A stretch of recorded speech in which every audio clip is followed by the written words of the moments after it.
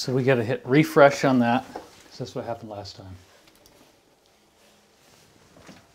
And then you should see the video. Let's hope that works. All right, wow, 13 seconds in. There we go. All right, it's me, your buddy. It's David Wilcock. How are you? I hope you're as excited about what has happened today, or I found out about today, as I am. This is really, really big news, folks. What has happened, in case you don't already know about this, we have been talking about Wikileaks having a treasure trove of apparently outstanding data that takes whatever we learned in 2016 and goes into overdrive. We're talking about something of such magnitude that it is the grand data dump we've been waiting for. We have heard about the data dumps for ever since at least 2014, 2015. We started getting briefings on this. In other videos here on YouTube and elsewhere, I have shown you, and in conferences, I've shown you tweets from, for example, Kim.com. And if you remember, Kim.com is a guy who has some really amazing background in the computer biz. He created a file sharing service which became very, very popular, and he made a lot of money. Some might not say in the most honest way because it was through hosting stolen content, more or less, but they did. It was called Mega Upload. But they did learn some interesting things. He came into contact with Julian Assange from Wikileaks, and that was something that you hear about in the Kim.com movie, where they actually talk about him getting arrested and cops coming to his house and raiding him. So yeah, is he totally clean? No. Was Mega Upload kind of sketchy? Yes. But, okay, hold on. He is a legend in the computer geek community, in the hacker community, if you will. And there's no better hacking on earth than WikiLeaks, right? Because that's the ultimate example. So in my articles, I've talked about some very provocative tweets that we had from Kim.com, in which he stated outright that he had a treasure trove of documents that he knew to exist, that were WikiLeaks documents, and that when they dropped, it wouldn't happen right away because we have to do the digging, okay? But when they dropped, the world is going to change in a fundamental way, and we never go back to the way it was.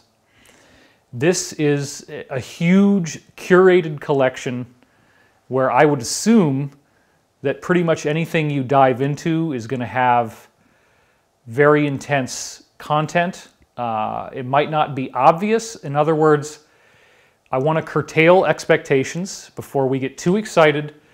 It's not like you're going to open up every file and see, oh wow, look, here's the summoning Satan section, right? Here's how you properly do a child sacrifice or whatever the hell is in there. I don't even know. It's crazy, okay? We've been hearing about this for so long, and if you also remember, there was one point where Julian Assange had actually released an encrypted file, and it was gigabytes in size. That apparently is this file, okay? This was like his dead man switch. If anything bad happened to him, he was apparently going to release this.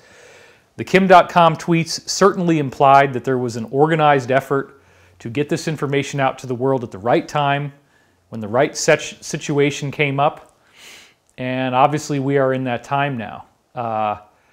So therefore, it is with great pleasure that I'm doing this show today, because we have waited for so long to see these data dumps. We have heard about this, and now finally, as of today, is when I found out. All these emails start coming in.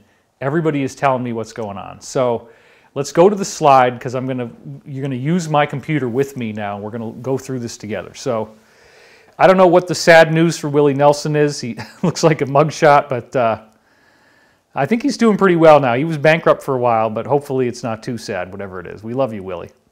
Anyway, blacklistednews.com is a really cool website. And check out this headline right here. WikiLeaks dumps all of their files online. And then we have the source, Twitter Justice for All CQ. Okay, so let's just take a look at what's on here. Now, first of all, you'll notice that there's different dates on these files. A lot of them are dated January 1st, 1984. But then you have December 1st, 2016. You have October 8th, 2016. September 14th, 2016. So each one of these is pretty crazy. So let's just start reading it down, right? Afghanistan OEF property list. There might be some nasty stuff in there. Charterhouse, I believe that's a financial firm. Iraq OIF property list. WikiLeaks spy files. Anakata, Aryan Nation, Bare Essentials. Barclays Bank, one of the biggest banks. Tax avoidance, censored by Guardian News. Barnes & Noble, I like Barnes & Noble. We might learn some things we really don't like here. Blood and Honor Database, BND Inquiry, BNP 2009, Bolivariana, Budapest Gay Rights Riot 2008. Maybe they set this thing up, you know, to have a riot happen. That happens with the deep state. Cablegate, we've heard about that one. Kafkas board papers, I don't know what that is. CBS News, 60 Minutes. That's probably something bad on CBS News. Sirac, Senep, Colombia conflict videos. Not sure what that is. Investigators. Clinton emails. Ooh. Okay, everybody's probably going to want to click on that one, right? Collateral murder. Yikes. Detainee policies. Empire Challenge. FB. Oh, it goes on and on. Freddie Balzan, I don't know who that is. Gitmo, Supreme Court censorship. Okay. IC Watch, Iran, Telco. Italy, child sex 2008. Wow, that's going to be crazy. Julius Baer stalking. Kenya, Imanara. You see what I'm saying, folks? This just goes on and on and on and on and on. Peru, Petro. Podesta emails. We know that one. That one's already come out. RNC election. Sarah Palin hack. Saudi government. Scarlett Keeling's murder. Scientology. Smith County Justice, don't know what that is. Spy files. I mean, as you can see, this just goes on and on. It's totally amazing. U.S. Catholic hospitals. 1,000 Marines in Georgia.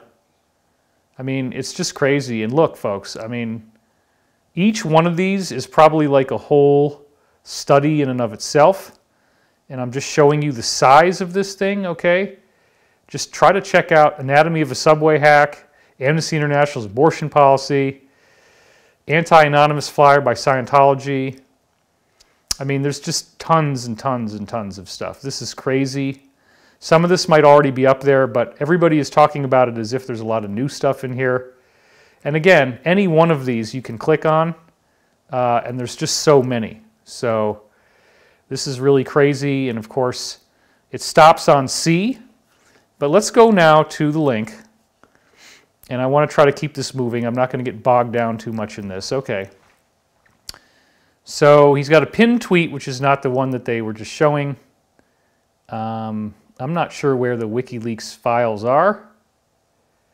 But, yeah, so this looks like he's got a lot of other stuff that he's just made. This is all within 5 hours, folks. So he's very excited right now. And this might have been from yesterday. That he actually posted this. Okay, so we didn't have the actual link of it, but anyway, you got the point. So let's go over to. I'm going to do this now. We're going to turn off mirror displays, and we're going to put this up and get this going. When we're ready for slides, we'll have that ready. All right. But before I get to my slides. I just want you guys to understand the enormous amount of scrolling that I just did. That's only up to the letter C. And I went through the whole thing on the WikiLeaks site, which the link isn't really there, but we'll have it in the description section as soon as we're done here. This is stunning. And what is it going to take from us? Okay, the alliance, if you will, this group that is defeating evil on planet Earth, the deep state, the cabal, the Illuminati, they do need our help. And I've said this many times. This is a civilian-led, patriotic mission in which, for most of us out here, this is not a blood and guts, bullets and bombs war. This is a cyber war that you get to choose whether you want to have anything to do with it or not. You can do it from home.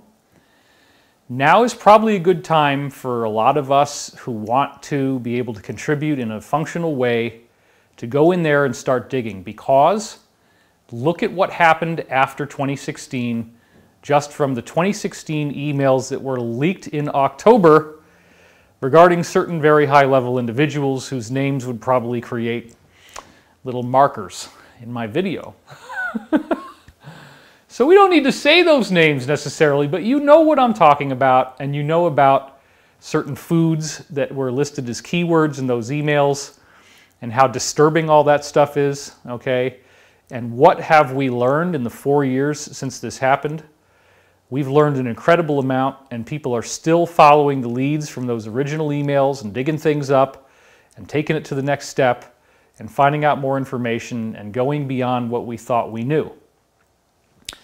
So I'm very excited today because you all have an opportunity to get involved and make a contribution. There's so much information in these WikiLeaks files. Please, I hope that we all think about how we can dive in ourselves and pick one of the folders that maybe don't look like the ones everybody else would want to read. If we all read the Clinton email folder or whatever, we're not going to get to the bottom of this. We need to go into the weird stuff. We need to go into the obscure stuff. We need to actually be like lawyers in the discovery process, where the person that you're suing now has been forced to hand over bank statements and financial transactions and emails. This is what happens all the time in litigation, which we know a lot more about now because we have a full-time attorney. So this is like the discovery process for the cabal, at least the first wave of it. We now can be the attorneys. We can be civilian journalists. We go in there. We find out what the heck they said. What did they do? What's in those documents? And then you're going to have to read a lot of really boring stuff. It's not going to be fun. It's not going to be enjoyable. But together, we get our hands on this stuff. And remember, the validity of the 2016 emails has never been disputed by the mainstream media. They have never disputed the validity of the... Absolutely, yes, we're going to do the meditation at the end. And Elizabeth's going to be there with me for that, absolutely. That's a very important part of the technology. And Elizabeth, did you want to say anything right now about what's going on? Because it's so exciting. I mean, this is such a moment in history with WikiLeaks doing this drop. And then all the stuff we can't talk about, the briefings we got, we're not going to talk about that at all. Just Right. We do talk to some of the sacred warriors who are a part of this. And we're going to do a meditation today to help to send love and protection to all of those men and women who are out there right now risking their lives and putting it all on the line so that we can live on a peaceful planet where innocence is protected and where beauty can be free. So that's what I put my stake in the ground for, and I talk about it all the time. And we're going to be doing a meditation for that later. And we actually have your new video. Mm-hmm. We just shot on this same set with the same thing before we went live. We shot the intro for that. But why don't you tell everybody about what we're about to release, because I'm really excited about it. My video? Yeah. It's my conference talk from Dimensions of Disclosure 2019. And it's essentially really the second or third time that I've spoken on stage in front of, 400 or 700 people. And I talk about the sacred warrior a lot. That's one of my big battle cries. And I talk about the martial arts and the sacred feminine. And we made some music for it, and there's some music in it that you and I did. And yeah, it's very cool. Yeah. And this is sponsored by our 501c3 corporation, which is called Wilcock Spiritual Healing and Empowerment. We had a lot of people asking for ways that they could donate without paying taxes, and we actually do have all of it done the right way. We're under the supervision of a CPA firm, and so everything is done totally by the book. And so one of the ways that we give back to you is by giving out free content. So this is a movie-length show that has multiple camera angles, and you're going to really love it. So. And we do a lot to help to protect animals. We love sloths. We are going to be helping some of the burned koala bears from Australia, which is so sad. So many animals lost their lives there. There's a billion animals, right? Sadly, a billion animals lost their lives in the Australian fires. And there are still some wounded ones that are alive. And so we use that foundation to channel assistance to different organizations. And we're actually featuring those in the Ascension Mystery School. And we're doing like little short videos, so maybe we can also let other people know.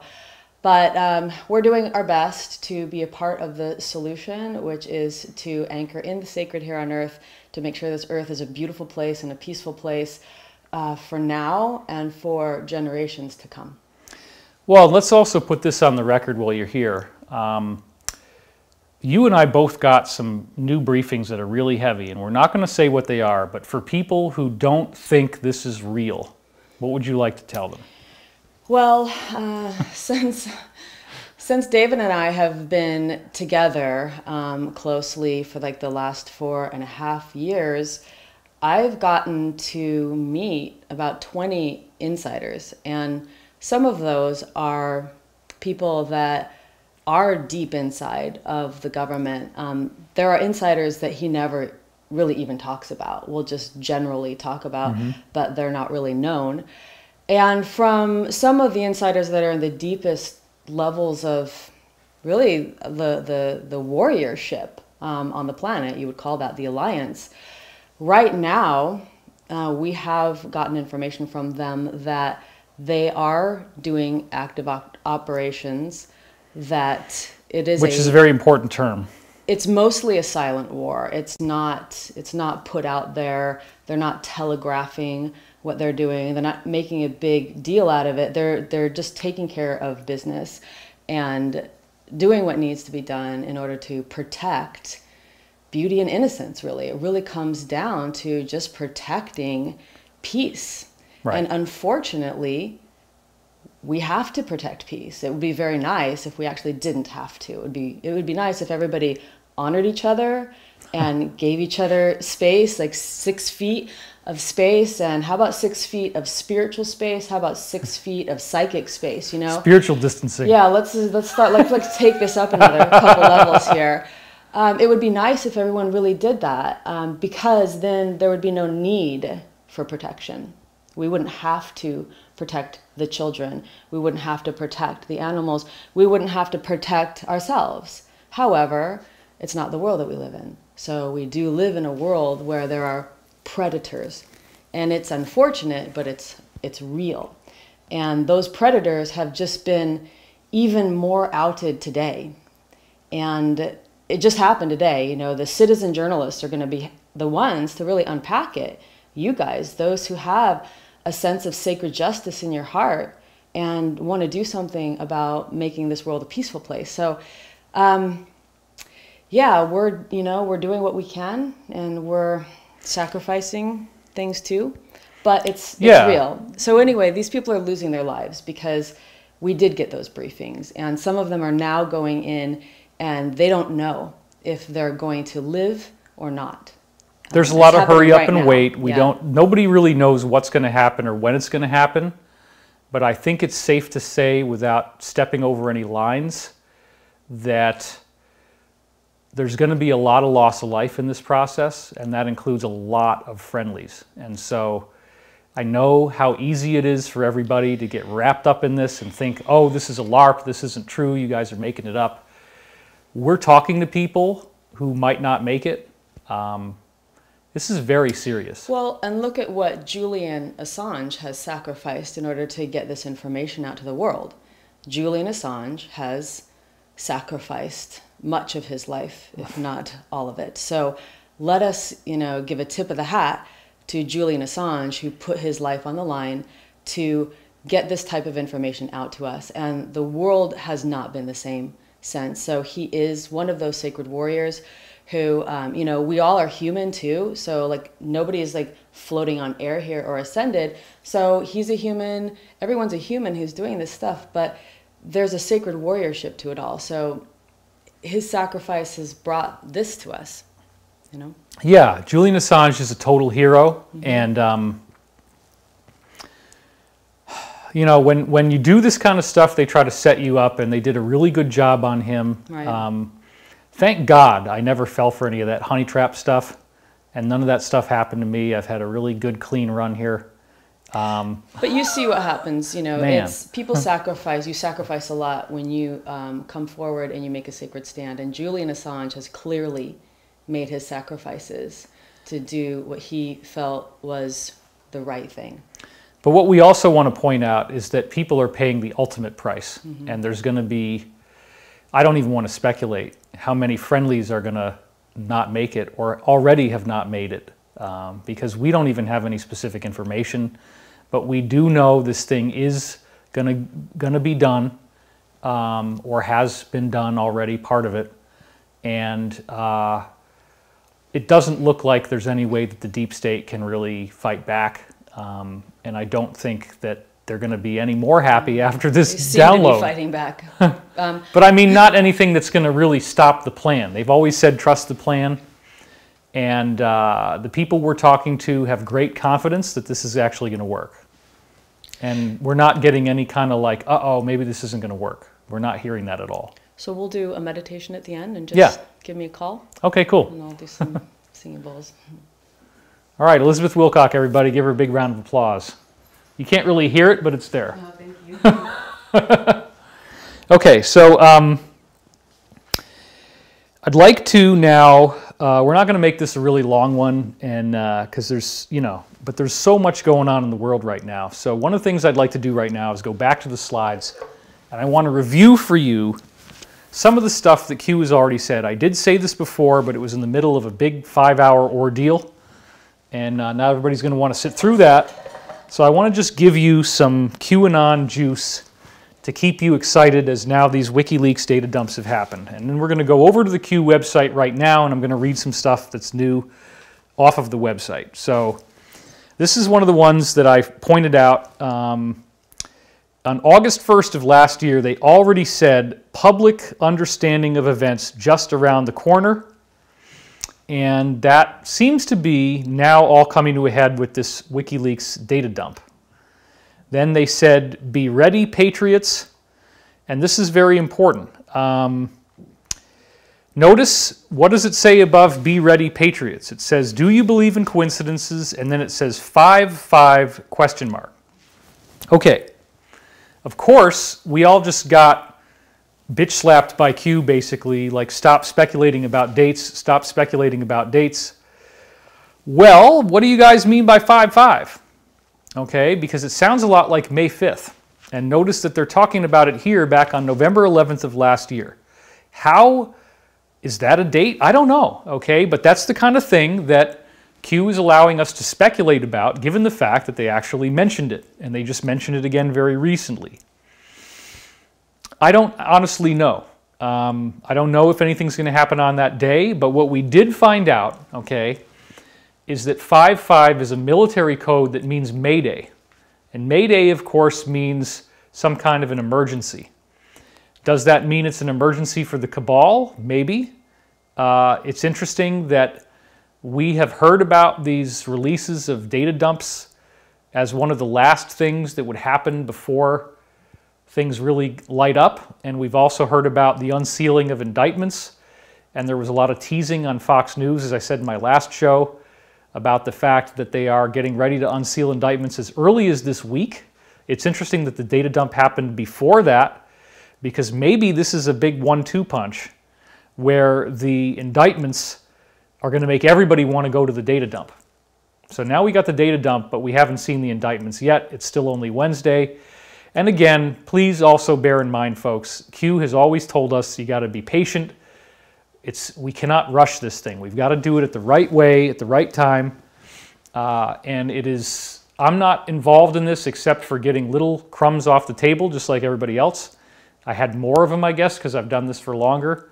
And I had briefings on this going back to 2009 about the idea that the deep state would be arrested, imprisoned, brought to justice with a fair trial.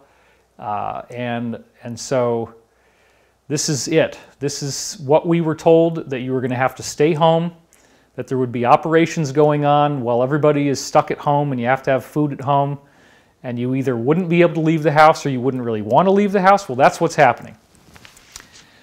So before I get back to the slides, let me also say this real quick.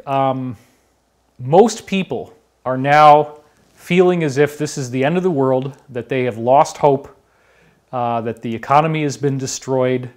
The latest headlines are really, really bad, okay? I've said this in the last show. I want to say this again. The only thing that really matters is that the most powerful person on the planet is going to be elected in November of this year. The most powerful person running the most powerful country. Okay? That is of such significance that there are groups that will stop at nothing, and no level of deaths are enough to consider to be off the books. In other words, they'll do whatever it takes to win. They'll do whatever it takes. And so if you're not familiar with what's going on, the current administration, despite the fly traps and foibles that have come out and the incredible anger that has been raised in society, I will say this: I'm willing to overlook an awful lot of stuff if they can pull this off, because the scope and the depravity of the stuff that has been going down is so bad that I will take whatever is a solution as long as it preserves freedom and liberty and that we end up better off. And I believe that we will be better off, and here's a reason for this, okay? I've met with many, many different insiders for many, many years, and many of these people know about this deep state. They know about the military-industrial complex. They understand secrecy. They understand compartmentalization. And there is a very key axiom going on here. When you go back to the deep state and you look at what's really happening, you have two factions, okay? This is very important. You have the Rockefeller faction, which is America, and you have the Rothschild faction, which is Europe, okay?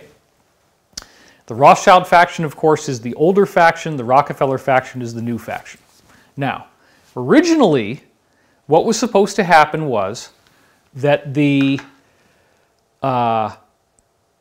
Rothschilds created the Rockefellers to basically be like a district of their secret control plan that would run the oil business. They didn't realize when they did this that the oil business could become the predominant money-making business, because at the time, all of the Rothschild-controlled businesses were absolutely supreme. Financial system, bribed judiciary, bribed police, federal officials, election tampering, drug smuggling, gun running, human trafficking, prostitution, all of the things that are vices. Those businesses typically end up being controlled by them like a mafia. You can't get in without them ultimately being the ultimate source of profit. This, of course, gets into things like the British East India Trading Company, which was not just trading tea, they were trading opium and getting a lot of people hooked on drugs, and then they'll pay a premium price for that, and then all that money flows back up to the top. Nobody in the cabal thought that when they created the Rockefeller group in America, that they empowered them and they started to cooperate, that group would have a differential view. But they did. And some of this actually is religious, because the Rothschild faction has a very specific type of religion called Luciferianism. And Luciferianism is not Satanism, okay? It's very different. The Luciferian belief system is that Lucifer is not the bad guy. And again, I would support religious freedom as long as you're not infringing upon other people's civil rights, and including their right not to be tortured, their right to be alive and enjoy a healthy life. If you want to say God is this flying spaghetti monster, I'm not going to hate on you, okay?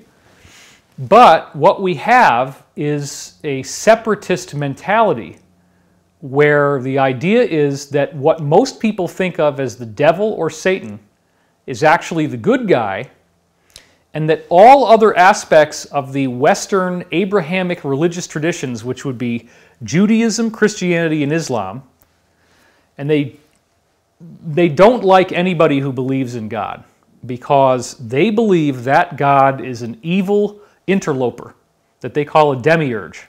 And demiurge actually means half God. So this is a very interesting thing. It's a very interesting backstory because supposedly Jesus and Mary Magdalene had kids. You know that from the movies like the Da Vinci Code, right? That's the ultimate point, is that the Roslyn Chapel, Rose line, it's the line of the bloodline, right? And these people believe that they are bloodline descendants. I've heard different things. There's some people that try to say that some of them are traced back to Jesus and Mary Magdalene having children. If that's true, those children ended up getting kind of off the track. Let's put it that way. That's possible. You know, everybody's human. Everybody has free will. We've had other briefings come in that some of them trace themselves back to certain bloodlines in the Old Testament, like Isaac and Jacob and Sarah. That's probably true. But just to be clear on this, we are dealing with a group that sees itself as superior to all Western religious thought. They believe that the God that we all think is true is actually a demiurge, an interloper. And that still, you know, okay, I totally do not support holy war. I do not support people killing each other over my God is better than your God. No way. I think that's ignorance. And I think that ultimately, if you got Jesus and Muhammad and Buddha and Moses and Krishna, and let's even throw in Viracocha and Quetzalcoatl, you get all those guys sitting down in a room together, you get them talking, you know, after a few minutes and people start to loosen up their clothes a little bit, it's going to get to some consensus viewpoints. And I think those viewpoints are going to be very similar. And we don't need to fight with each other. The main thing this cabal has been doing is called divide and conquer. They want to take us apart piece by piece. They want to dismantle the whole way that things are done on planet Earth, and they actually believe that the ethics, this is very important, okay? I'm not just rambling on a tangent. This is all very important. The ethics and the morality of the Western religious traditions, they consider those to be traps, including moral values that we would have about not murdering people, okay? They believe that all of the rules that were set down by what most people, even if they're basically atheistic, they still kind of have a generalized sense that there's something bigger, there's some higher power in the world. If you go into Alcoholics Anonymous meetings, which I did the 90 and 90, okay, back in 1992. I did 90 meetings in 90 days. They always talk about the higher power, that you believe that a power greater than yourself could restore you to sanity. And then some people in the meetings don't like that and they want to rebel. And so the way that typically is worked around in AA meeting or NA or any of these other ones that you might do is they say, well, if you can't grok the concept of an actual higher power, then let's just say that the room is the higher power. So some people really get into that and they talk about the rooms. And when they say the rooms, it's like a Christian saying, Jesus, these rooms have done so much for me. The rooms have changed my life. The rooms, and that's fine. You know what? If you want to quote a Christian line, Jesus said, where two or more are gathered, there shall I be. And so when we come together like this and we're talking about the salvation of planet Earth, the salvation of humanity, this is big stuff. This is exciting stuff. And we all are coming to grips with the fact that our planet is not a fairy tale, that we were told it was by mainstream media, talking heads, enforcing a political viewpoint, enforcing a religious viewpoint. And on the one hand, we have people who are spiritually focused, and then a religious focus doesn't necessarily mean that you're that spiritual, because sometimes religions get us worshiping rules. And so the spiritual teachings that I am familiar with, the ageless wisdom that I practice, says we don't want to worship rules. We don't want to worship a word or a person. I don't want people to worship me, okay? I am a flawed person. I've never tried to put myself out there as a savior. There is no cult. You know, some of the negative stuff we get online, oh, David Wilcock is a cult leader. Well, by definition, I would need to have at least some kind of group around me, which I don't. You know, thank God we had this whole thing built at home so we could do it at home because I'm such a loser. We didn't even have a studio. And then all of a sudden there's a pandemic and now we got 4 camera angles in my living room. So that's pretty awesome. So the point is, okay, look, we're getting through this, but it's important to understand how this happened. We have 2 groups. We have the Rockefeller faction, we have the Rothschild faction. And this is one of the things that the insiders told me for so long. The Rockefeller faction didn't really buy into the Lucifer stuff as much as the Rothschild faction. The Rockefeller faction, for some interesting reason, kind of got into the idea that they're Christian anyway. They're kind of they still believe in the rapacious kinds of crazy stuff that the Rothschilds do in terms of how they work. In other words, they use the same strategies. They use the strategies of covert intelligence operations, assassinations. I'm not saying they're the good guys, okay? These are still very evil people. Assassinations, wet work, mind-controlled shooters. All this stuff that should be coming very obvious to you now. They did all that stuff, but they didn't really buy the Lucifer thing. And this fundamental disagreement catapulted itself into all these different areas. So one of the things that we do know for a fact that has been discussed many times, okay, is that the Rothschilds actually signed the Balfour Declaration. Now, the Balfour Declaration is what pledged the land of Israel to the Jewish people. But it was a declaration. It was just done. And so the Rockefeller faction has always had a close and tight relationship with Israel. Now, I am not at all anti-Semitic. And at the same time, there's these interesting things that come up about Israel that we've heard recently. There's been reports that Epstein was reporting back to Israel with the data that he was getting from people for blackmail purposes, that the security firm that Harvey Weinstein was using called Black Cube was, you know, tormenting people and trying to threaten them with death from coming forward to actually get Harvey Weinstein. Black Cube was an Israeli firm. Okay, and we've heard for a long time that the Rockefeller faction was traditionally running the Republican Party and the Rothschild faction in America was traditionally running the Democratic Party. Okay, let's assume that's true for a minute. What did I just say about the Rockefeller faction in terms of their spiritual beliefs? They're not really Luciferians. They do the same stuff, but they are not believing in this idea that Lucifer is God. Some of them might, but it's a lot less common based on what I've heard from firsthand people looking me in the eye and telling me how this thing works, okay? It is very interesting to note that during the time that Republican administrations were in office, that we fought a bunch of wars that were very much in Israel's backyard. And this includes things like Afghanistan, Iraq, Syria, a lot of these kind of things. And again, there's nothing wrong intrinsically with helping out our allies because we have allies. And Israel is a great ally to have, at least in principle. Now, you can have a country where there's a problem with the leadership and it doesn't reflect on the people and it doesn't reflect upon their race and it doesn't reflect upon their orientation.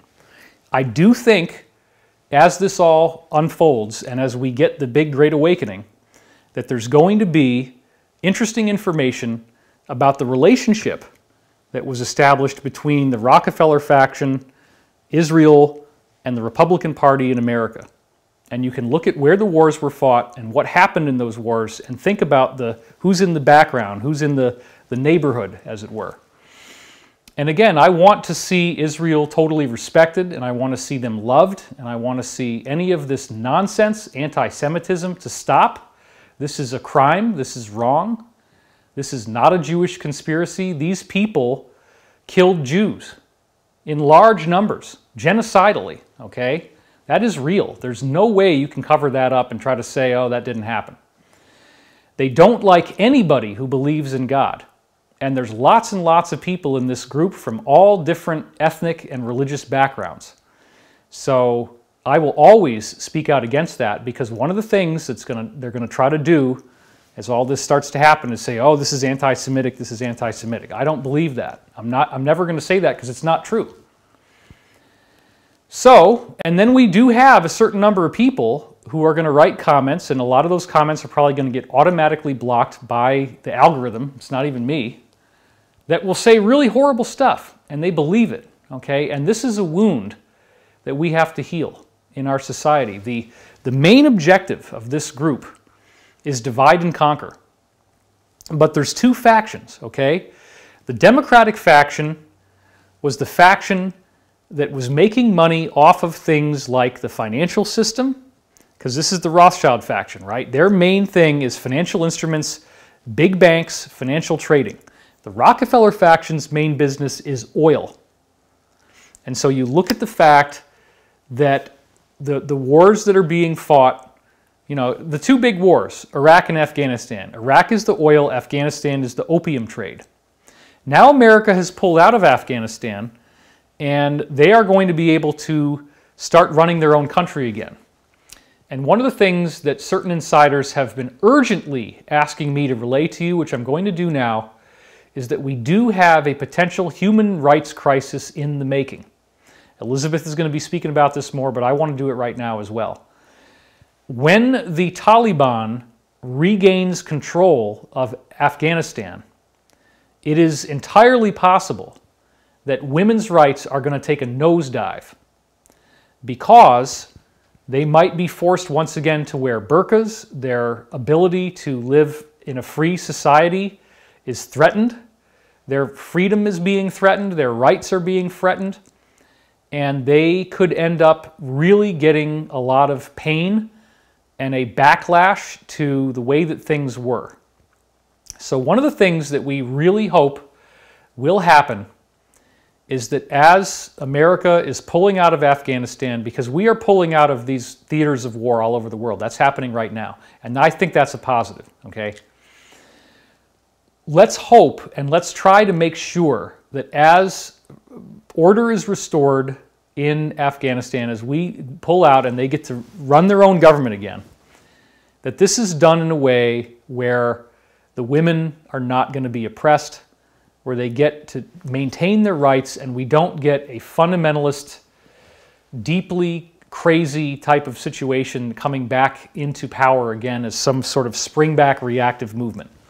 Now, there may be ways in which aspects of the American government can assist in that process. It's not just military, and it's not just pulling out. There are ways in which we can help them to create programs for women, to fund those programs, to make sure that they're in place, to make sure that there is some sort of structure so that women's rights are not destroyed. And that's one of the hot spots that I would hope that you take a look at, and don't just blow this off because we're in the middle of the great pandemic. This is a big one, and there's a lot of women who could really end up being tortured. So we really want to take some time to make sure that we're looking at Afghanistan, we're making sure that transition happens peacefully, okay? So let's go back to the Q slides here, and then I'll dovetail back into this stuff about the Rockefeller and Rothschild faction. So again, it says here, do you believe in coincidences? 5-5, calm before the storm, if you look up at the top. And you know, what was the month and day that the Q public campaign was initiated? What was the month and day that Durham was initiated? It was the same. And again here, this is very cool. It's talking about Durham going after what they would call the company, the agency that starts with a C. And then 5-5, that again is a code they just dropped now. So whatever they're talking about back then, all that stuff is coming to a head now. And then they say, be ready. Okay, so they're telling you something's going to happen. Now, this is another really interesting thing on November 11th, as I said, where the QAnon was moved to the DoD's own server. And that's 11.11.18 being the beginning of the domain name. America will be unified again. Future proves past. Now, that future proves past line is the same thing that came out on a post about Looking Glass. I did a whole video on that. We're not going to try to review that. Your time is valuable. You can go back and watch that. So anyway, to the point of what this says, the Department of Defense's own server has the QAnon information on it.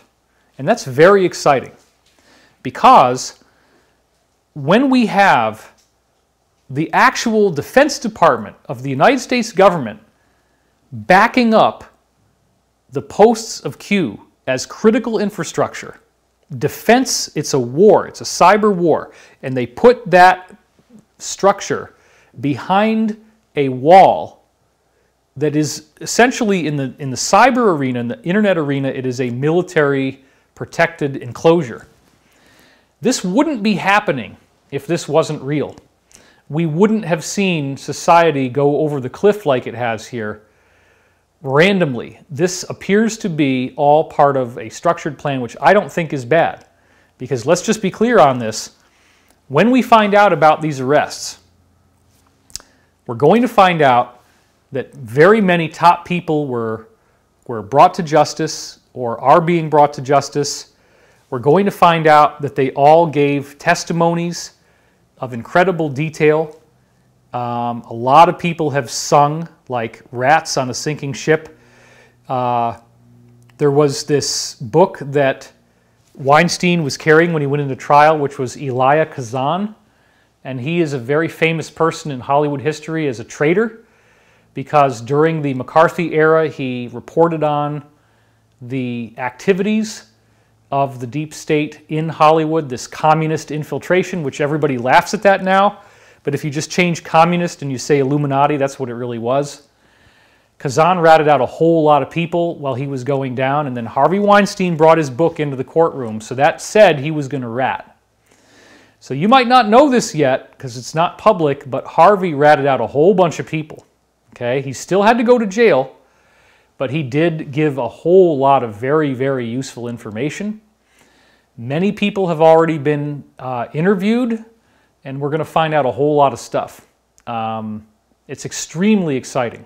And even now, with Wikileaks dropping this thing on you, holy Christmas. Merry Christmas, folks. This is the big gift. This is the data dump we've been waiting for years. It just happened. And it's extremely, extremely exciting.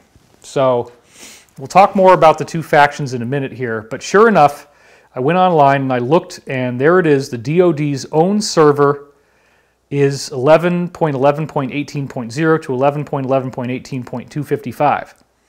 How in the world could this have happened if Q is a LARP, live action role play, meaning not real? Why in the world would a supposedly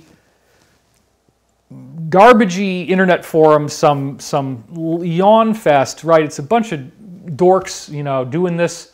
Why in the world would that be out there? On the DoD's own server. Because this is real. Because what they're telling you is real. Okay? And Austin Steinbart popped up. And I actually made a tweet and said, go look at this guy's stuff because he had some interesting videos. Well, he got a federal lawsuit dropped on him for going up against Q and saying that it was all him. And I feel really sorry for you, man. And I just hope that there's a way that you can get yourself out of the sling by being cooperative. And but I don't really know what happened. So I just apologize to him. You know, he did reach out to me, but for various reasons right now, if somebody's in the middle of a pending federal lawsuit regarding his online activity, I don't want to get in the middle of that. So I'm sorry, Austin. Hopefully you can talk to us once you figure out how to get this thing untangled. Maybe he's going to have to make a public apology. That would probably be what I would do. If somebody dropped that kind of thing on me, I'd be doing a public apology. Okay, so let's go back to this. Next thing I want to show again is November 13th, 2019. Nothing can stop what is coming. Nothing. And that again really shows how heavy what is coming our way, because they're talking about things like Pelosi's son, John Kerry's son, Mitt Romney's son, Biden's son. Hint geolocation Ukraine, hint energy. So that seems to imply, as I said before, that we're going to get information regarding these political figures and others who have had their kids go to countries like Ukraine and get gigantic bribes. For whatever reason, we're not really sure yet, but it said when GS calls, D's always answer, and GS, of course, is George Soros. Nothing can stop what is coming. Nothing. They are very, very interested in that being the case. So, check this out. November 16th, 2019, they said the harvest will soon be delivered to the public for consumption. And this becomes very, very important in what's going on now. The harvest crop has been prepared and soon will be delivered to the public for consumption. Now, let me go back while we're here, and I'm actually going to do this live with you right now because what the heck, we're live. We're going to mirror the displays again, and we're going to go over to, this is how you find Q. In case you haven't done this before, you go qmap.pub, and then here you go, okay? Now, I want you to pay attention to this right here, because this is ridiculously exciting. It says the corn has been harvested.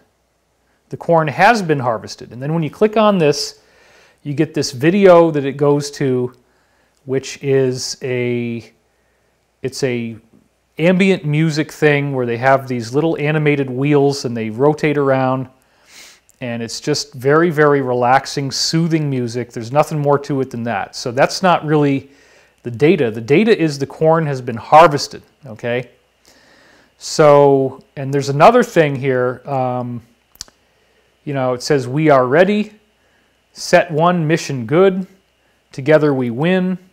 Clear your mind and heal, Q. And then this is CHQ, chloroquine.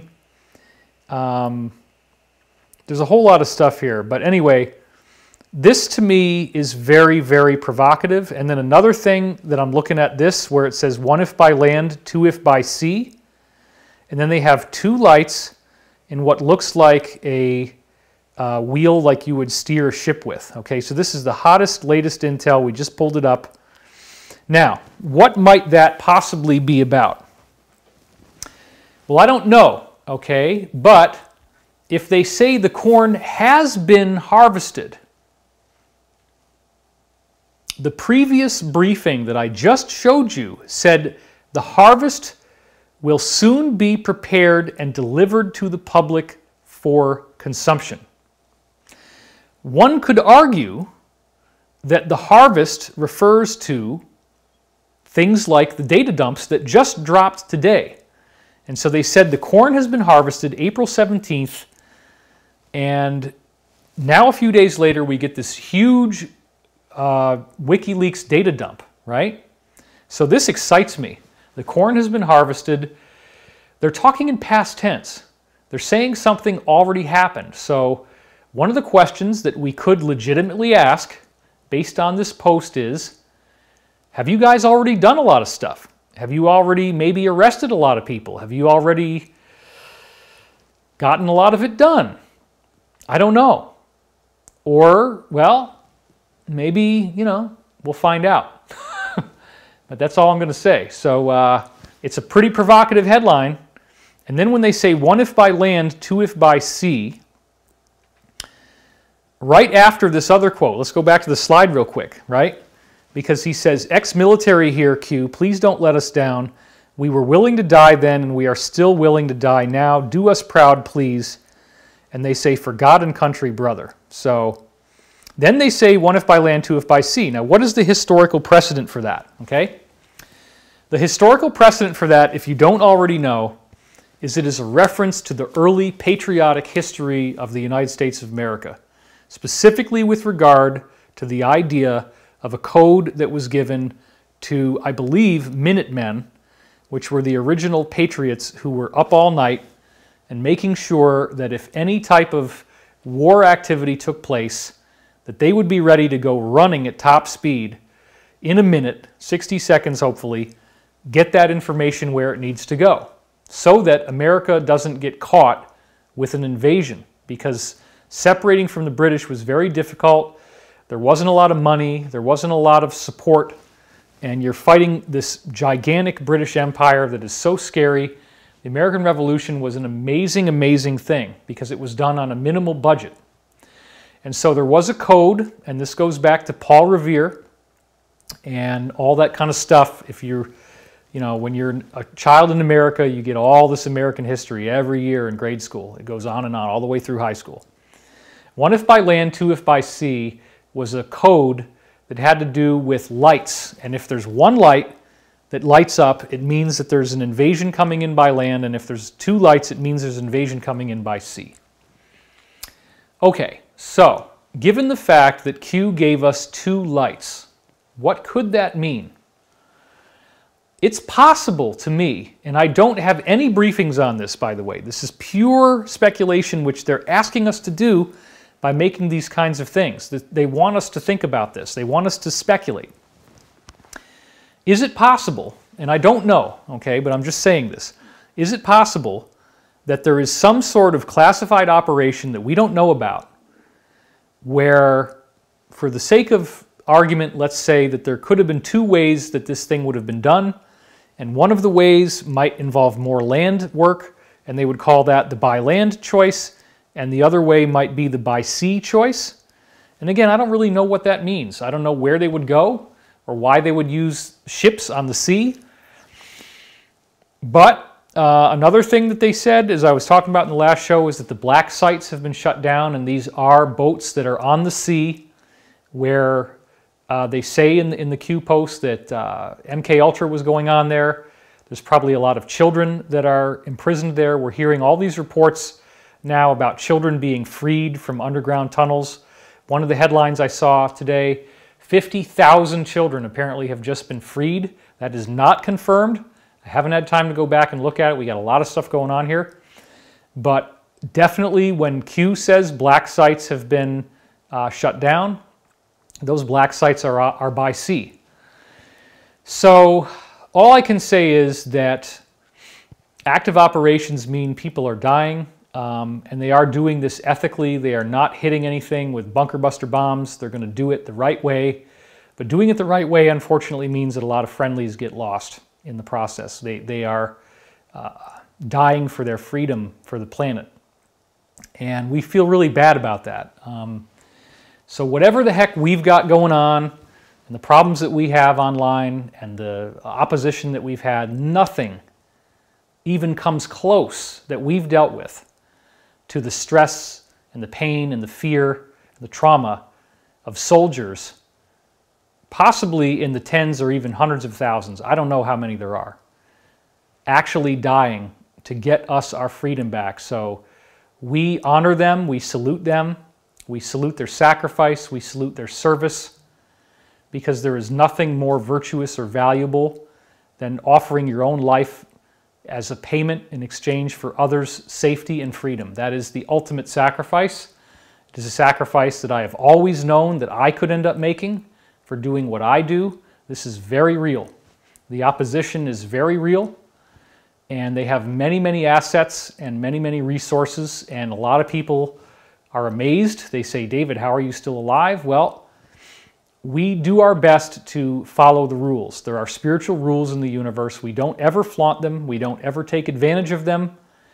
But it is a very consistent teaching that you will be at least predominantly safe if you have preserved your karma to the best of your ability. You can make some mistakes here and there, yes.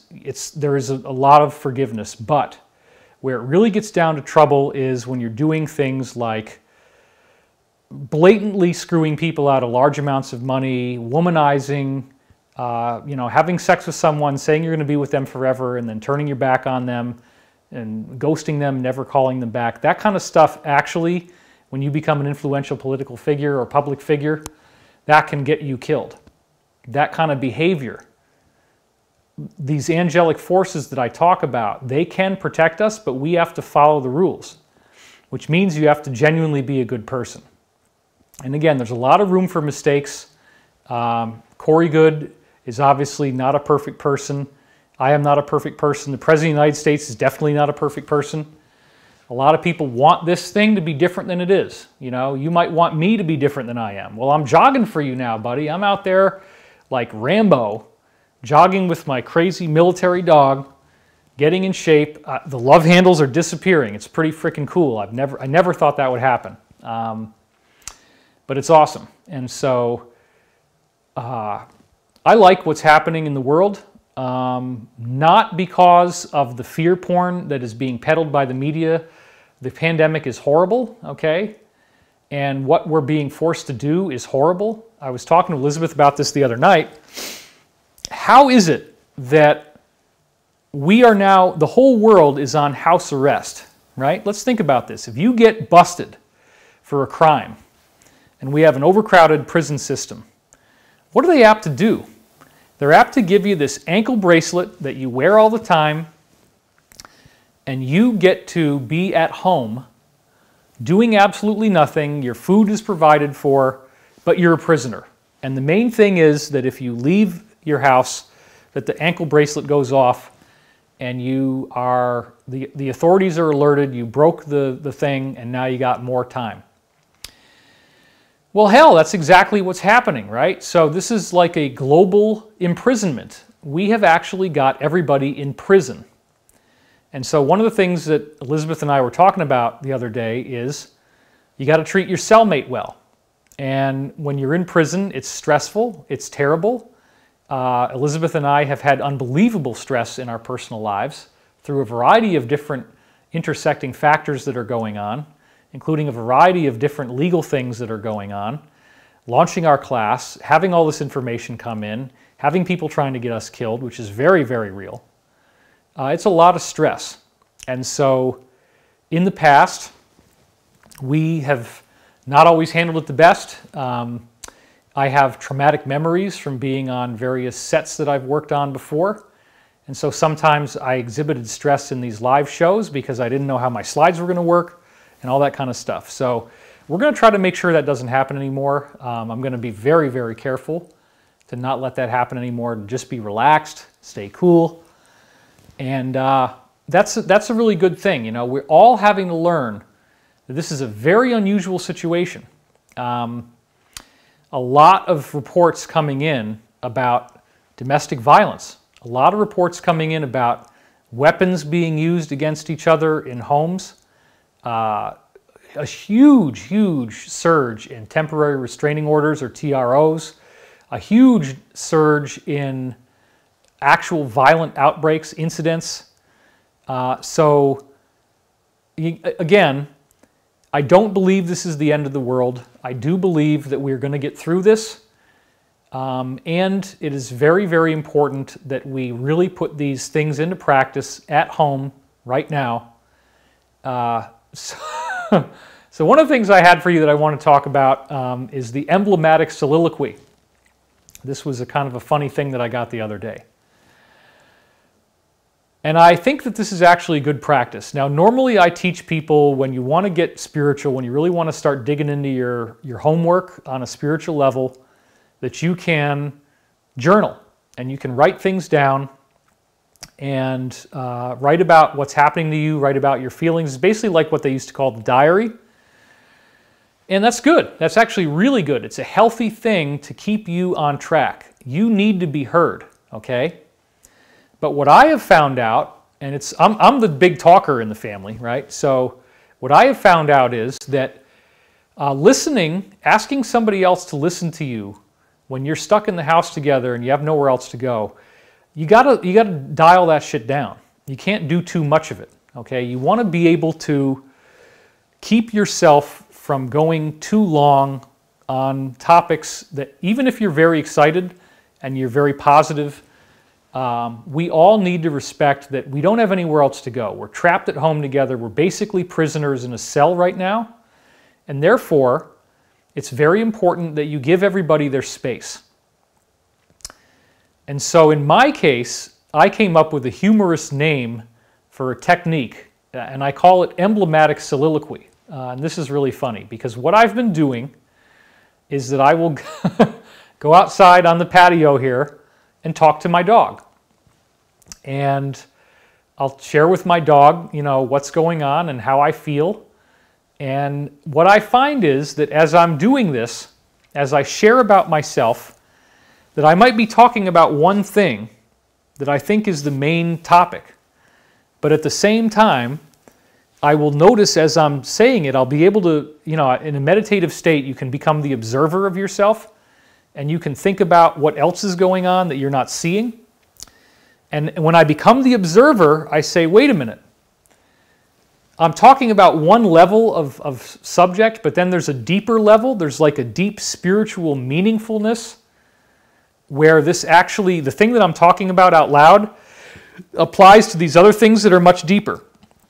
So you can use free association. You can talk to your pet, or you could talk to yourself. You could do it in the mirror. You could do it outside. You can just talk to whoever. And that way, you have the experience of talking, which is like socializing. You can listen to yourself. You can check out the symbolic meaning of what you're talking about and look for the deeper levels. And if you find them, go there. But actually, I think that talking out loud is a good way to process all of your emotions as we're going through this very unique, unprecedented challenge. So a soliloquy is what happens in a play where the main character or one of the characters steps off away from the play and delivers the inner monologue of his thoughts or her thoughts. A soliloquy is where one character spends a long time talking by themselves. And that's a typical tool that was used in the Shakespearean plays. So now what I'm saying is the word emblematic, that means symbolic. So an emblematic soliloquy is where you are going off and talking by yourself to your pet or to the mirror or whatever you like, and letting the symbolic nature of what you're saying and looking for the deeper levels to go through you. Now, yes, I, David Wilcock, just told you that talking to yourself is a good practice, but you know what? We're at home, and you don't want to stay locked up in your head, and you do need to talk, but you also need to have the ability to give your friends and family some time. If you have good people you can talk to on the phone, I think that's a great thing too. But I also think it's good to talk to your higher self. You know, you can talk to God, or whatever you want to call it, the intelligent infinity, the creator. Talk about what you really feel. And I think it's really going to help a lot. So I don't know what the heck the 2 if by C thing is, but it really, there's a lot of chatter on here. It looks like things are really getting going. So let's go back to the slide for a minute. They're saying the corn has been harvested. That's very provocative. They're saying deaths are going to happen. Something about a military operation is what that appears to be. We are ready. Set 1 mission is good. Nothing is wrong. Everything's on track. Together we win. Where we go one, we go all. Okay, so there's a lot of stuff here. And, you know, they also said it will be your choice whether to know. We went through that one with the Twitter CEO. It's very, very disturbing stuff. Anyway, let's go back to, because this gets us up to where we were in the last show. So let's go back to this, and let's go back to the split screen view so we can get you back on track here. All right.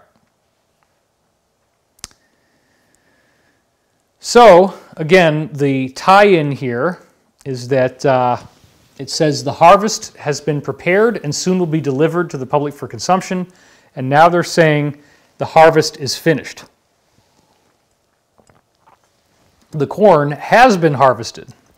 So probably a bunch of people have already been interviewed, and that information is getting ready to be delivered to us. And how do you remove a liability? Hunters become the hunted. That's a very, very provocative statement. That means that These people have been rapacious. They stop at nothing to use torture, death, murder. And our whole planet is threatened here. I mean, this is the degradation of the environment. This is the mass loss of life that they would like to create. There is an exceptional amount of information that we are dealing with a bioweapon here. I don't believe that that is anything other than the truth. We are getting some weird briefings about, they don't really necessarily know if this was designed or if it was accidentally leaked. But if it was accidentally leaked, somebody appears to have spiked it and messed with it and made it worse. So anyway, I'm looking at a lot of things online right now, and they're saying that it's not, most people don't even notice that they have this thing, right? And so there's a bunch of reports coming up now about how, hey, it's not actually that bad for most people.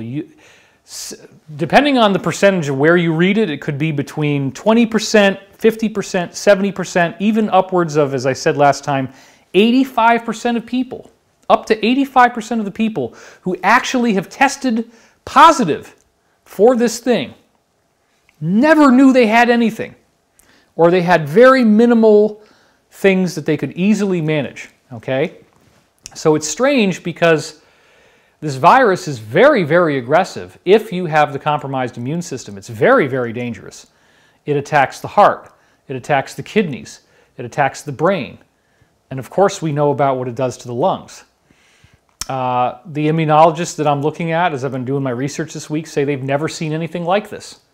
But yet this is real. So when we look at the scope of what we're learning and the scope of where this is taking us as a planet, it's actually very exciting, because this appears to have been the cabal's last attempt to try to steer things in their favor, throw off the 2020 elections, stop freedom from happening, stop people from being able to gather, stop people from being able to support any candidate, stop debates from happening, force voting to happen by mail.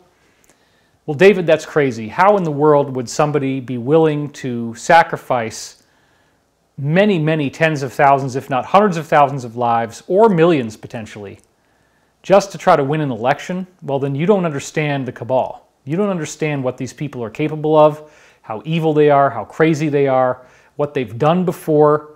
I've been a scholar on this stuff since I learned about it in college back in 1992, when I learned about what was being done with American corporations supporting Nazi Germany, and that they didn't even really hide it that well.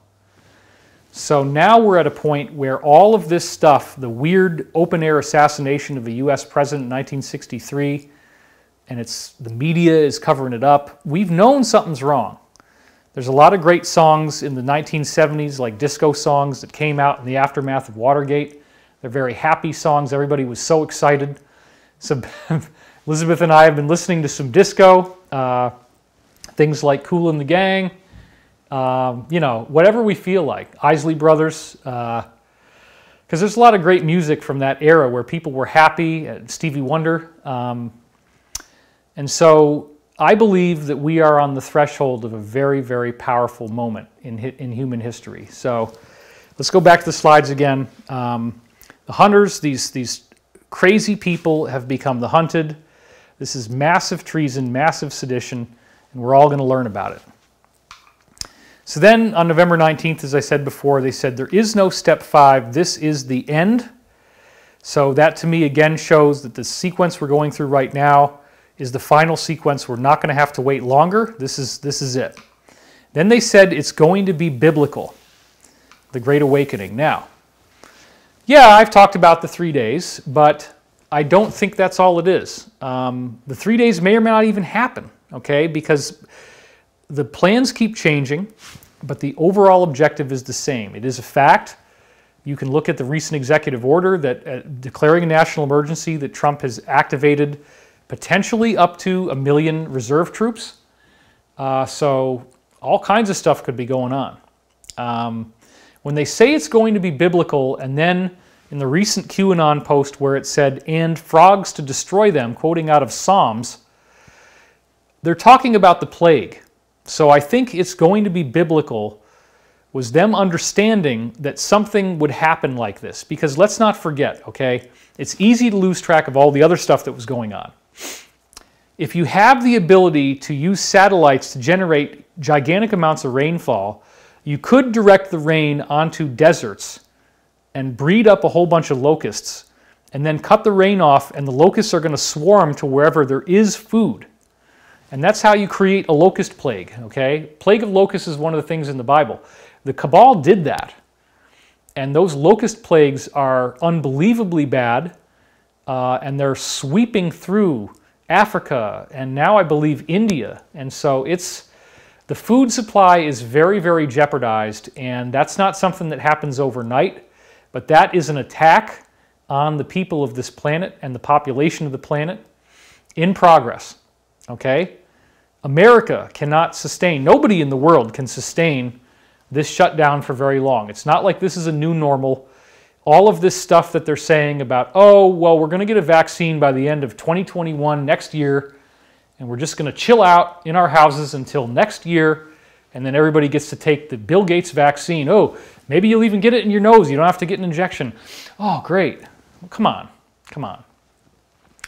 Now, I also saw an article today that was really, really attacking hydroxychloroquine, the malaria drug that was touted by the President of the United States as an effective treatment against COVID, and they apparently had some new study. I forget what it was. I think it had 238 participants in it or something like that, but the upshot of it was that that particular study, which they say is admittedly a small data set, they're trying to say, oh, well, COVID didn't do anything for these people and in fact made them worse, and it didn't make them any less likely to die, okay? But there's been a lot of other things about the benefits of chloroquine, and now the media is having to fight back, but what are they doing?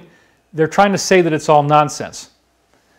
But if it's all nonsense, then why did these other places get such good reports, you see? So once again, you can't just believe everything that they're telling you in the mainstream media. These are the people implicated in what's going on. I've never gotten invited on any of these. I was talking to a talent booker today, actually, who reached out to me, and yeah, you could try to get me on those shows, but I don't know if I really want to go, because they're just going to set me up and they're going to talk about me like I'm an idiot. They're going to use the most embarrassing footage that they've ever found in my whole life, and that's what they're going to play. You know, we don't deserve to be treated like this. We're trying to get you your freedom. So when they say it's going to be biblical, they're talking about plagues and, you know, the plague of locusts, and then this actual pandemic. And they talked about having the looking glass technology. That's one of the things that we did a whole big video about before. And that technology does allow people to look into the future accurately, reasonably accurately. You might not get all the details, but there's some very, very cool stuff in the classified programs that we don't know about yet in the open world that we're going to learn about. That's very, very cool. So the next one they had was, that I was going to target you on, be ready, December 2nd, 2019, they said, be ready, public awakening coming. Be ready, anons. Okay, and then we have this picture of what looks like some kind of airstrip, some kind of probably military thing that's going to happen there. I don't know exactly what that is, but we could speculate. There's probably an answer that people have already found. They've probably already traced that picture, but the public awakening is coming, and they say be ready. Well, they already had told us what be ready means, which is you got to have your food and water stored. So this is not just briefings that I got. This is stuff that Q was telling you as well. So then they also said on December 7th, panic is real and all hands on deck. And then the dictionary definition of evil. So once again, the panic is for the deep state people. They are very, very afraid, and they are, you know, going down fast. So then we talked about the National Presidential Alert System. Again, there is a good possibility that at some point you're going to get your phone giving you a message. If that starts to happen, then we really know, wow, everything that we've been told in these briefings is coming true. I don't know how that'll happen, but anyway, it could be that they do that. Maybe they won't need to use it. I don't know. So then it says, the first indictment unsealed will trigger a mass popular awakening. The first arrest will verify action and confirm future direction. They will fight, but you are ready. So I think we're going to see a lot more stuff there. And again, they will fight, but you are ready. Again, they're very, very confident that this is going to work out in everybody's favor. This is probably one of my favorite ones. The enormity of what is coming will shock the world. And how does that sound right now? With all this pandemic stuff that's going on, it's a big, big deal.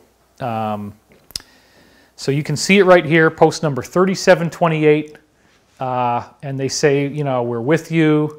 They said, friend and patriot, hold your head up high. Sometimes you have to sacrifice yourself for the greater good. And there's a lot of people that are going to be doing that. So again, the enormity of what is coming will shock the world. And Q doesn't need to keep saying the same things over and over again. But hey, look at what just happened. We just got the WikiLeaks data dump. That's very, very exciting. December 19th, they said something big is coming. Okay? And so if you are thinking, oh man, this FISA thing, it's so boring. Yeah, maybe they're going to prove that like the Five Eyes countries worked on their surveillance apparatus to steal the presidential. Oh, I don't care if they stole the election. I don't care. Wait a minute. Just because it's not cool for some people who follow this mainstream media, it's not cool to like the current administration. You can't just throw out all the laws. You can't just throw out the Constitution. You can't just say, oh yeah, now it's cool to do treason. Now it's cool to plot behind somebody's back and illegally collude with these other countries to say that the WikiLeaks stuff came not from a DNC staffer with a USB stick, but that it came from Russia.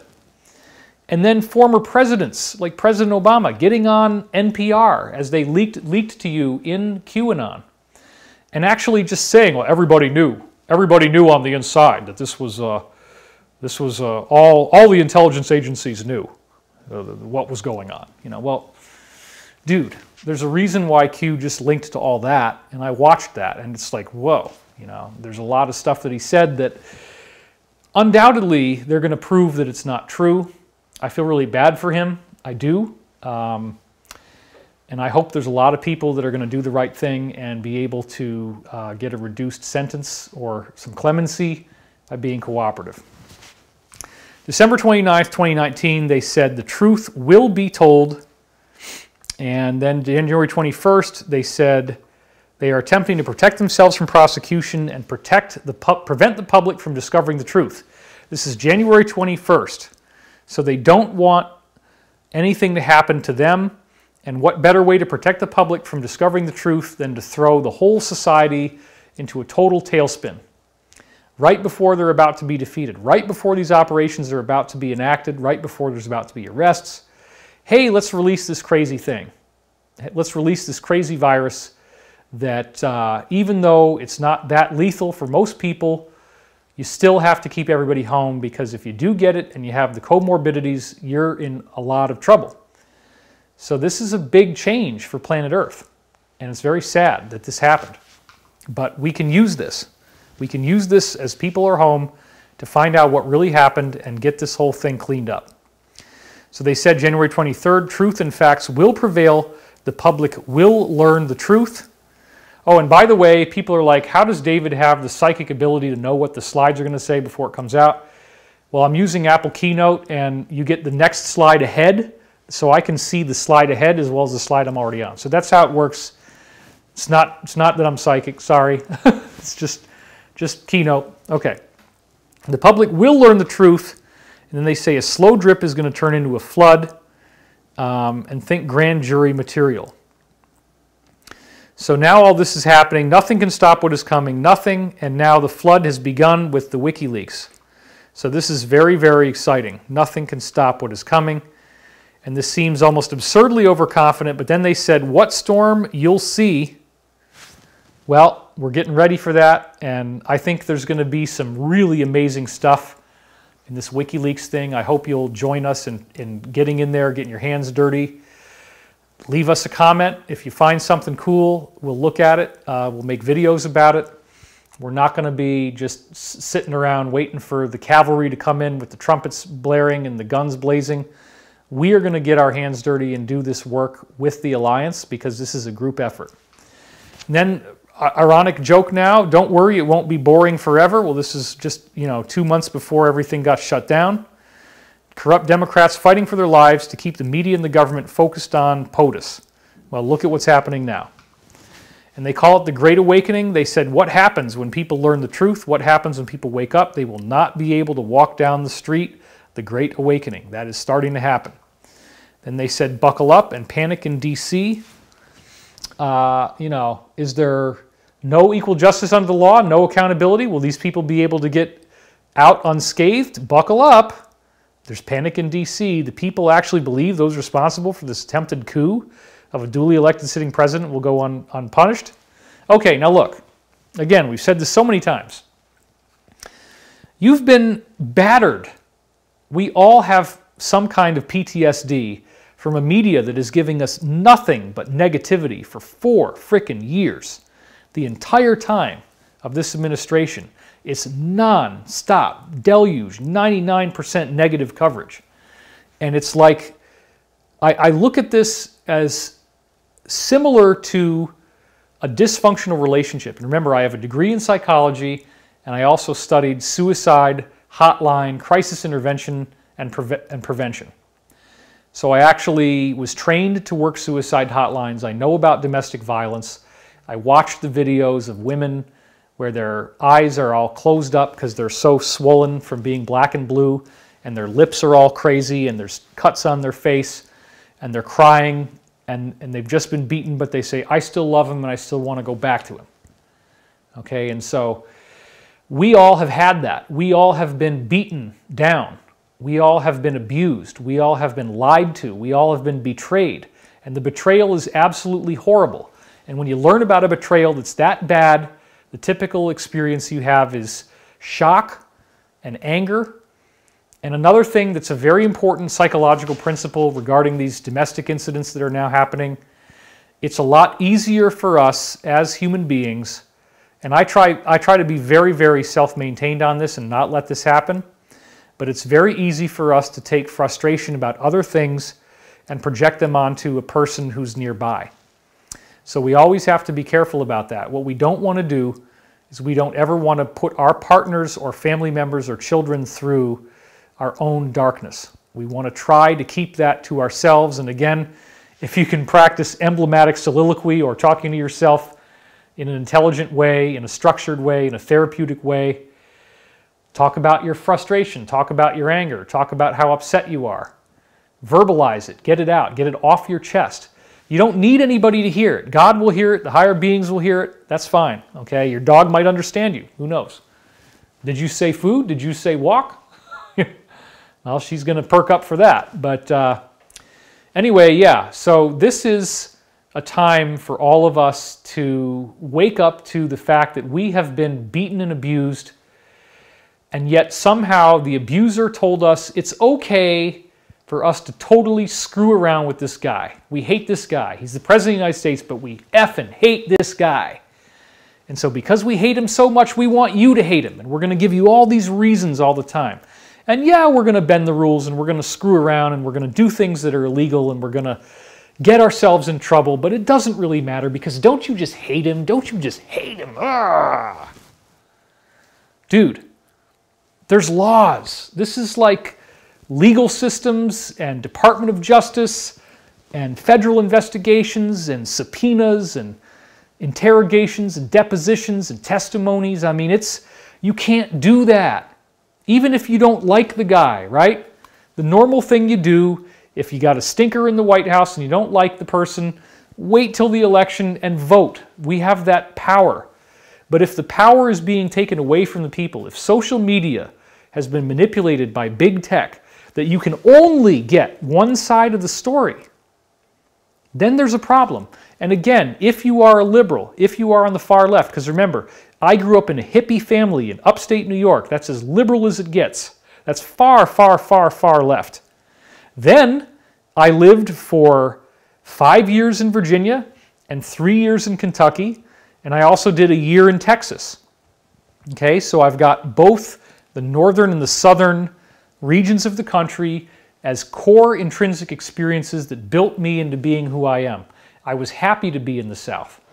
Okay, I didn't have a problem with it. And I understand both sides of this thing. I understand the political divide. I do. And again, if all I had available to me was the information coming from the media, I would probably hate the President of the United States too, because you can focus on things and you can get really angry about those things. But isn't it cool just to imagine the possibility that there's something going on here that is so freaking exciting, that this guy who you might not like could actually be involved in a much deeper operation that's maybe hundreds of years old if you look at where it started in Russia, at least since the 1950s in America, maybe longer. And these two factions, the Rockefeller and Rothschild faction, they're not getting to duke it out anymore. It wasn't a presidential election between the Rockefeller candidate, which is the Democrat, or the Republican, and the Rothschild candidate, which is the Democrat. And so, like, if you look at the 2000 election, right, you got George W. Bush versus Al Gore, which was the vice president under Clinton, okay? The Al Gore faction, what was he talking about? He had a movie called Inconvenient Truth, right? That movie was about climate change, and that movie was attacking the oil industry. So even back in 2000, when they were trying to get Al Gore into office, that's the Rothschild faction that wanted that, and what was Al Gore doing? He was making the oil companies look really, really bad by talking about climate change, and even back then they had this plan to deindustrialize the world, to shut off the use of oil, to shut off industry, okay? Because they knew that if oil collapsed, that their rival, the Rockefeller faction, would go down because the Rockefellers live on that oil money. So think about this. I want you to really think about this, right? Inconvenient Truth, Al Gore, okay, that's the Democrat side, that's the Rothschild side, and they're actually attacking the Rockefellers. The Rockefeller side is going to fight wars in order to stabilize oil, and it's all about the oil business, and so that's where you get your Clintons and your Bushes. Well, actually, the Clintons were actually the Rothschild faction, but the Bush side in particular is going to really, really drive that narrative of, you know, the oil wars. And so the one thing, this is the most important thing that I was getting to before when I was talking about the two factions. The one thing that they always agreed on above all else is total secrecy. They cannot allow this information to go out into the public eye. They cannot allow. They will fight to the death. Now bear in mind, the Rockefeller faction thinks of themselves as more Christian. They don't really get into the Luciferian stuff, but they do the same crap. And they're still trying to kill a bunch of people, and they believe in depopulation, and they believe in mind-controlled shooters, and they believe in rigging the courts, and rigging the justice system, and rigging elections, and penetrating military, and penetrating corporations, and controlling the mainstream media. This is what they do. This is their livelihood. They thrive on it. But they don't believe in Lucifer. They don't believe in Satanism. They have their own weird stuff that they do, yes, but it's not the same. But even if they're going to fight to the death, okay, and the one thing, and this is so important, Savali said this in 2000, the Illuminati whistleblower, the one thing they always agree upon is secrecy. Now, I know this from my many years of working with insiders. Let's go to the wide shot for a second, because I'm going to give some big, big hand gestures now. This is the one thing that I know from working from insiders for many, many years and hearing this testimony from the top people. The one thing that they always agree on is the need for secrecy. They will fight each other to the death. You will find a Rothschild who's hung by a towel in his bathroom off of the bathroom towel rack. Like, yeah, that's a great idea how to kill yourself. Let's just do it on the towel rack. You'll find Rockefellers dying. You'll find Rothschilds dying. And they're killing each other. But even in the midst of that, they will never, ever, ever, ever, ever, ever tell you what they're really doing, because there's a mutual agreement that they're fighting for control of planet Earth. They think it's sexy, which is kind of the weird psychopathic nature of this stuff. You look at a movie like Mr. and Mrs. Smith, where they put Brad Pitt and Angelina Jolie together, and they fall in love while they're trying to kill each other as opposing intelligence agents, right? They're having a romance while they're trying to kill each other. That movie is a very basic statement about how the cabal actually sees what they do. That they believe that the world must not know what they're up to. If the Rockefeller faction wins, then we go in more of the oil direction. If the Rothschild faction wins, we go in more of the financial service direction. The Rothschilds were trying to deindustrialize. They didn't want oil to be used anymore. And look at what's happening right now. That should give you a pretty big clue about who might have done this, okay? Deindustrialization, keeping you home, keeping you quiet, keeping you so that you're not a threat to the existing power structure is all important.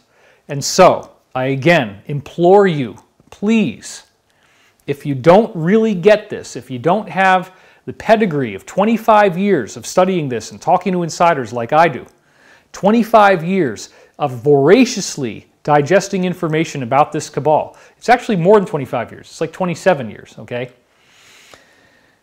Once you see secrecy break down, once you see real information coming out and something like QAnon in this volume with this specific detail, the Wikileaks stuff, and now we have a new data dump, there is no way whatsoever that any of the two factions or any of the other factions in the deep state would ever want this to happen. Well, I think that the President of the United States is just another example of the same old BS, man, and he's just going to turn into the dictator. Whoa, whoa, whoa, whoa, whoa. Hold on. This thing is not being run by the President of the United States. It's an operation that precedes him, that he was invited to participate in. So that's one of the biggest things that drives me crazy is there's all these people who may have already died. There's probably already a whole bunch of deaths. I don't really know. And there's probably a whole bunch more that are getting ready to happen. And we thank you, soldiers, and we support you, soldiers. I truly believe this because I'm doing the same thing. I'm here, and I'm giving you this. And I'm putting it all out there. I'm not holding anything back. We need to save our planet. We need to get the control of this world back into the hands of people who know what is the right move to make, at least to a less distorted degree than Satanism and blood drinking and human sacrifice and depopulation and microchipping the population and killer vaccines and electromagnetic frequencies and all this crazy stuff that we hear about, okay? Enough is enough. We as planet Earth, we say thank you, but no thank you. We're done. We're finished with this. We don't want to fight against each other about gender, about race, about religion, about nationality, the age gap, the generational thing. You know, let's cut the millennials some slack. They got really, really screwed here. And now they're looking like if nothing else was going to happen, they'd get screwed even more. But we do know that when these arrests happen, we get a global currency reset. There's trillions of dollars of funds that the deep state seized that are going to be repatriated back into the economy.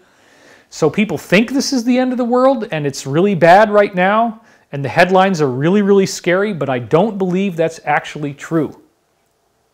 Oh, and we did watch One World at Home, by the way. So let me go back to camera 2 here. Stephanie Germanata, thank you. You didn't do anything weird, and you sung very well. And again, we love you in Star is Born. You really gave a middle finger to the music industry in that movie, and you have my full support. So your report card is a straight A, and I thank you again for what happened. Now, isn't it interesting, when you watch this One World at Home, they had all of the 3 guys from the major networks. They had Jimmy Kimmel, they had Jimmy Fallon, and they had Stephen Colbert, the top 3 original cable networks, CBS, ABC, NBC, the hosts of nighttime talk television. I don't know if there's ever been a thing where all 3 of them hosted this before, and it was all a bunch of videos of people doing stuff at home. And then and then they say at the beginning, throw your wallets away. This is not a fundraiser. And I feel bad sometimes in these videos if I talk just a little bit about a class that I'm offering, an online program that I'm offering, because I don't like marketing. I don't like to hear that stuff. Well, they say, throw your wallets away. This is not a fundraiser. But then the whole entire show, every single time you watch one of these videos, of which some were okay and some were definitely not very good. Not shot well, they didn't sound good, and the performance wasn't very good. But after almost every single one, it's just advertising, advertising, advertising. The whole thing felt like a huge infomercial. And they were constantly pushing one type of fundraiser. Well, I want to speak balls out about this, okay? Because if you've been into this arena for as long as I have, there's a very well-known fact that the Clinton Foundation raised money for the Haiti earthquake survivors, and Haiti never got it. And you had the president of Haiti, or I think it was the president of Haiti, going out there and having a very, very impassioned, angry speech about how that money never got to Haiti. It was money laundering. They used a traumatic situation and they scoop in a bunch of money. And so what am I seeing? I see Keith Urban, and he's married to Nicole Kidman. He had probably the best performance out of anybody. He did a rendition of Steve Winwood's classic Higher Love, which is one of my favorite songs. And he did it really well. He had a three-shot where he gets three versions of himself doing the different tracks. You get to see Nicole Kidman come in at the end. He did a great job. And then right afterwards, who do you get to see? Well, they didn't even say the name. Stephen Colbert said his wife, Melinda Gates, and then he says this funny stuff and he just calls him Bill. So he wouldn't even say the two words, the first name and the last name together. And here he shows up, and he's there in his house, and it was obvious to me that he probably paid for this thing. And so my mind starts thinking about Clintons and Haiti and the fact that this thing is a very heavy-handed advertisement claiming to be the World Health Organization, but then the big star where the whole thing is supposed to make him look cool is this guy where they won't even say his name together with the two words together, okay? And if you know about this, as I said before, the UK Daily Express back in 2009 had this article called Billionaire Club in Bid to Curb Overpopulation, in which it describes that Bill Gates brought this group together to discuss how to reduce the horrible problem of too many people on Earth. And what do we do about this? And they agreed to focus on vaccines. And then the next year, he donates $11 billion in 2010 to his foundation. Warren Buffett donates $34 billion. That's a total of $46 billion. And even if you subtract $5 billion for their expenses, that's $41 billion that they could have spent designing this effing thing that is now out there changing the whole world in a very nasty way. And again, if we don't reopen society, a whole lot of people could die of suicide, hunger, starvation, and it is lunacy at a certain point to leave everything shut down for an indeterminate period of time. And so you're already seeing states in America starting to break away. South Carolina, Georgia are two of the states I can remember. I think Tennessee was another one off the top of my head, who have already said we're going to reopen. Now, there's a lot of controversy around all this stuff, okay? But it's not that dangerous for most people. And expecting that we're not going to get it is foolish. We're going to end up developing what they call herd immunity, where everybody's gotten it, everybody processes it through. So again, it sucks to have the flu, but that's the most that it's going to be for most people, unless you have pre-existing conditions at any age. Comorbidities, as they call it. So anyway, let's go back to these slides. I talked to you about the two factions, and now let's get back to this. The one thing they always agree on is secrecy. Nobody ever wants the truth to come out, because then they would all be destroyed. Nobody gets to have fun fighting over who gets to run the world anymore. So February 9th, 2020, they say one word is justice. And then as I showed you last time, it's about, haven't you figured it out yet? It's not about Trump's corruption. It's about making sure you don't find out about their corruption. And this is very true now. This is why this thing seems to have happened. And then on Valentine's Day, they're telling us to get ready for a world televised sit-down. And, you know, delayed testimony because, again, we're waiting. When are we ever going to hear from these people? You guys have already done arrests, I'm sure. There's secret stuff going on. Allow for public dissemination of critical facts prior to the world televised sit-down. Well, that would be like Harvey Weinstein, Jeffrey Epstein, all that kind of crap that's already gone down. Prior to a world televised sit-down, that has not happened yet. But now the very first shot has been fired with this Wikileaks D-class. I mean, I don't even know what the heck we're going to find. I just said we're going live. This is it. We are going live today. We're going to do this right now. Well, the story is very hot and fresh before we really know anything, so that you get inspired to want to do more with this. So then they say, you know, sometimes the necessary form to update the American public is provided by the same people being investigated. So I guess that implies the media. Will the release change the strategy? Watch what happens next. They said it's going to be a very hot spring and summer on February 17th.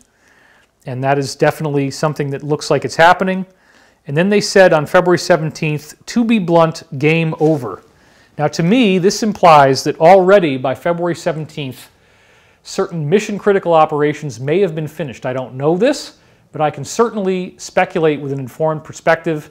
They would not say game over if they didn't already think that they had nailed it and that they had this thing in the bag.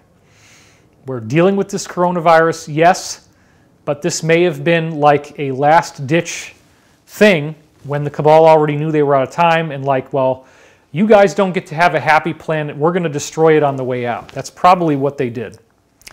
So prepare for the storm. That's what we're now in, of course. You have come far. You are ready. They had nothing from February 25th to March 9th. And then they said again, nothing can stop what is coming, and rig for red. Now, rig for red is another military term that means red alert. And so red alert is when the red lights come on, like if you're in a submarine, you hear a siren, and then all the lights turn red, and that's red alert, and that means every soldier has to get to his station immediately, his or her station. You run to your stations, you are on red alert, you are active, you are in position, and you're ready for war. So when they say rig for red, that's a really big deal, and they said it on March the 9th. So that means that people were being put into active operations, that we're hearing a lot of murmurings, and I don't know all the details, but apparently a lot of things have already been done and are being done, and we're just not getting to hear about it yet, but we will. It's all, they said, to be blunt, game over. Nothing can stop what is coming. So no matter what seems to be going down in the world, they believe that this plan is so solid that nothing is going to stop it, and I actually would agree. Then on March 9th, they say God wins. Well, this again implies, okay, we're dealing with, they say it's going to be biblical, right? God wins. It's not like they're saying that the president is God. They're saying the real God, the good God, the God that actually loves you and wants to make sure that you're safe and happy and that you have a home and you can feed your family and you can help your kids feel safe when they go to sleep at night. That's what we want. We want a world that is free from psychopaths and killers and deranged lunatics who want to plant information in your mind that's not true and screw with your head and screw with the way you think. And I don't appreciate that. You know, we need to get past this. And from a spiritual perspective, I believe that the reason why these people were able to do this is that they were authorized on some level because we were not brave enough as a planet to look at this thing in the eye, to face the fact that people would really think like this. It was unthinkable for most people that there would ever be something like this in the world where everybody is stuck at home and there's this killer virus that's going around and destroying lives and destroying people's families and destroying mothers and fathers and daughters and brothers and sisters. It's so freaking sad that somebody would actually go this far to try to kill people off on planet Earth and actually do it over an election and who gets to run the most powerful country on Earth. But that's what they're doing. And so one of the best ways that we have to counteract this is the global meditation. So without further ado, that's what I'd like to do now. So, sweetheart, we're going to get that going with the bowls in just a moment. Let me, I guess the dog heard me. Elizabeth might be somewhere else. So let me just, real quick, everybody, put up an animation here. And I'll make sure that I find her so we can do this together. Do I have any good animations on here? Let's see. All right, let's go for this one here, just one of these slides. All right, so I'm going to give you that real quick. I'm going to turn off the mic. I'm going to find her so we can get the meditation going. Hang with me for just a second, everybody.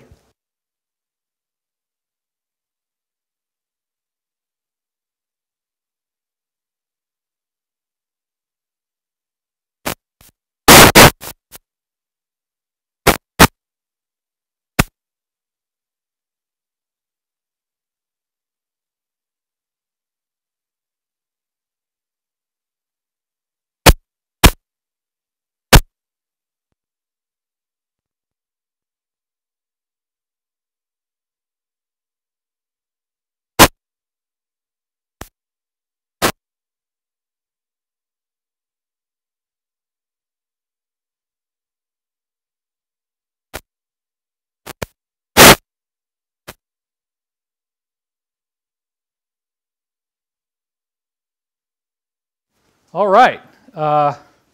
Elizabeth was upstairs watching, and so now we got the band back together. So let's go back to let's go to this one. We'll stage the shot here. Do you need any help? This is some powerful magic, my friends. Powerful, good, positive stuff that we're going to do for planet Earth to get you the meditation you need to make the right decisions for you and your family.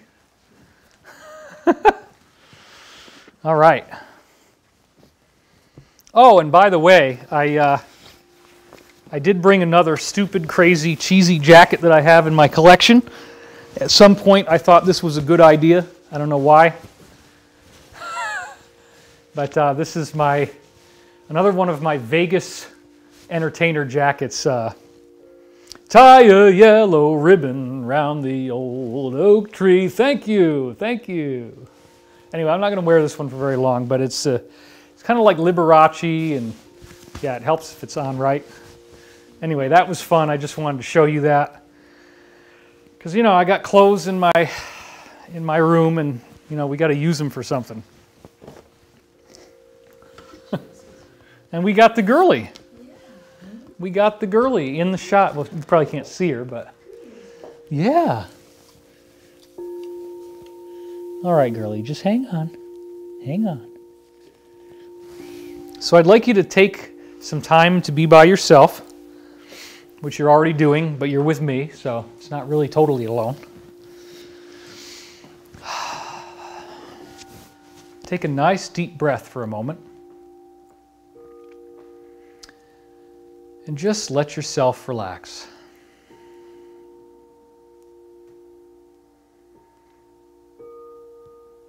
And as you breathe in, feel the sense of peace and calm coming over you.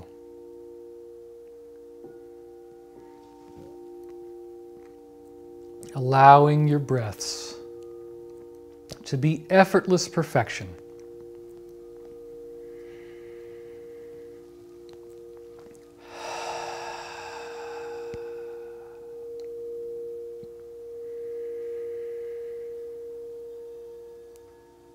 Exhaling all stress.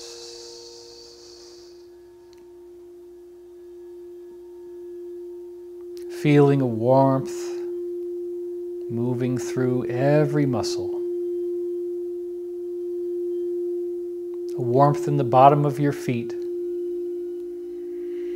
as you keep breathing deeply and going deeper and deeper into a positive, loving, and receptive state. As if your feet have little warm slippers on them, slippers of light, slippers of energy. And you feel that warm, tingling sensation relaxing and healing any issues, any tension or stress in your feet. And then you feel it gliding up to your ankles, relaxing your ankles. And that warm, living light is gliding up through your calves and your lower legs, healing any issues you may have.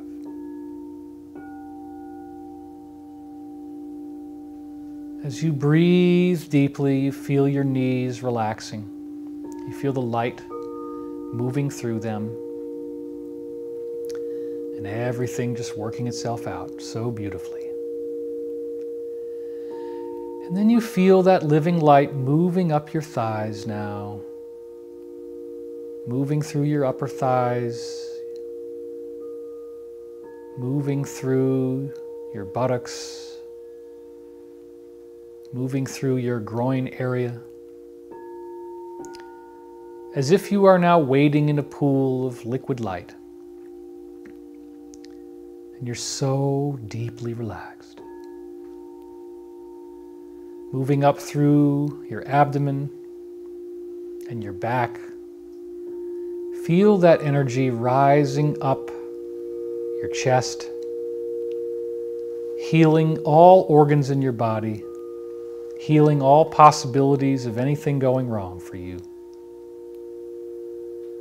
moving up through your upper chest and your upper back, releasing all that muscle tension in your back. Everything is relaxed. Everything feels calm and peaceful. Moving through your trapezius muscles, the muscles next to your neck, the top, moving through your shoulders, seeing those joints in perfect harmony and health, the warm energy just easing all the tension out of your shoulders. And now moving down your arms, through the biceps, through the triceps. Feel your biceps and triceps relaxing, letting all the tension and stress just go. Moving down into the elbows now, letting your elbows just be completely calm. All stress and tension being released through the upper forearm area. Feel your forearms completely melting into love, melting into pure white light, and on into your wrists. Give your wrists some love. Let that loving light go through them, into the hands, into the thumb, the fingers, the palm, the back of the hand, until you feel that everything is alive, everything is liquid light. And now you can notice that your whole body up to your neck is bathed in this pool, this beautiful pool of white, loving, liquid light. Your muscles have never been more relaxed. You've never been more calm, confident, secure, and safe. You are safe. This is a safe situation for the planet Earth, for humanity. You will be okay. This is going to work out. It's all moving into a great awakening, a world televised sit down as you now feel that energy moving through your neck.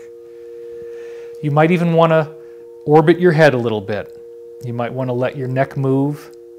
You might want to do small circles with your head. Let your head drop back naturally. Just ease all those muscles. Don't let any tension occur.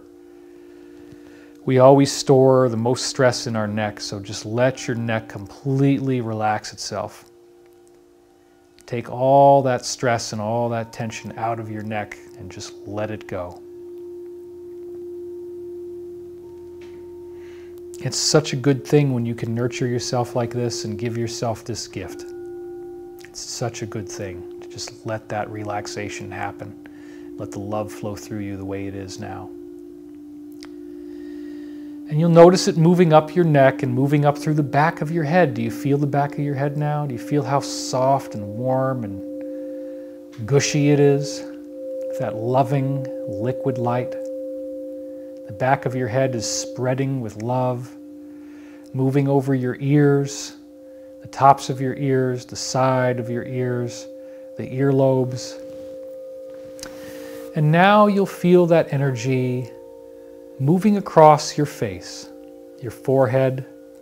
Feel your forehead igniting with the passion of divine fire, the liquid light that awakens your true divine self. Moving through your nose, moving through your eyes, any stress or tension you've ever had in your eyes, that pain in your eyes when you have eye strain, you stay up too late, it's all drifting away. Your eyes are so peaceful. Your eyes are so relaxed. Your nose is relaxed, your cheeks are relaxed, your lips are relaxed, your chin is relaxed, your whole face. Your jaw muscle, notice all that tension you might be carrying in your jaw muscle. All those times you can open your mouth, you can move your jaw if you want to. Just let that tension leave. Feel those muscles relaxing, calming, becoming so smooth and so nice. It's not even a big deal to just let yourself go. And notice your teeth, and your teeth are relaxing, and everything is so peaceful. Your tongue is relaxed. That now your entire body is bathed in a liquid light, a peace. that helps you go deeper and deeper into the truth of who and what you really are.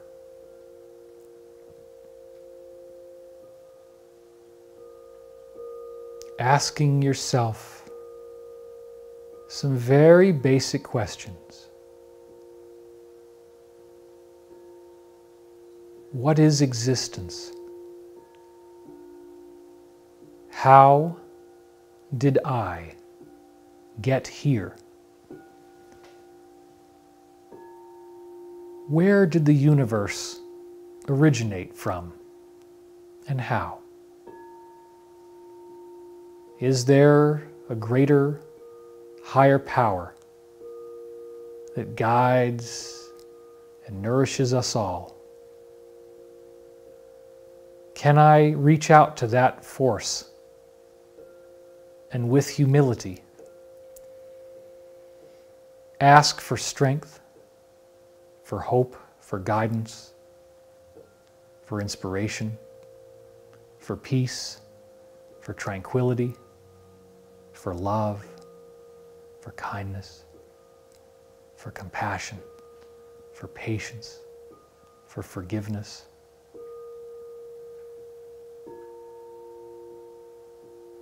Just let that happen. Let that experience of the light flow through you so that you have everything you need to feel even more at peace than ever before.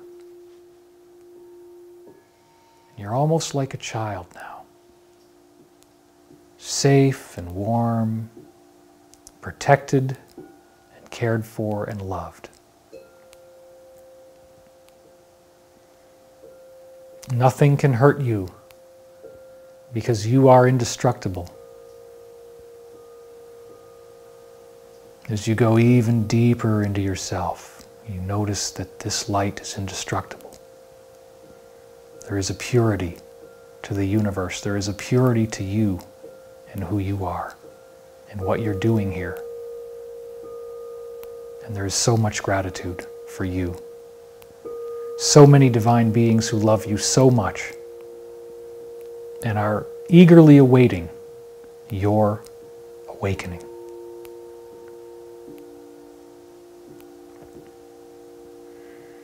Let's call to them. Let's ask them for what they want to say. And we'll have my wife see what she wants to say.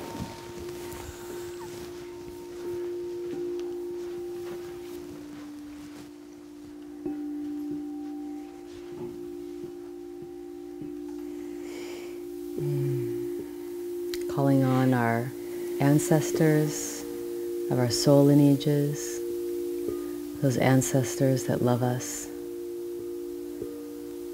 asking them to be present with us, any of our spiritual guides, ascended masters, and the one infinite light.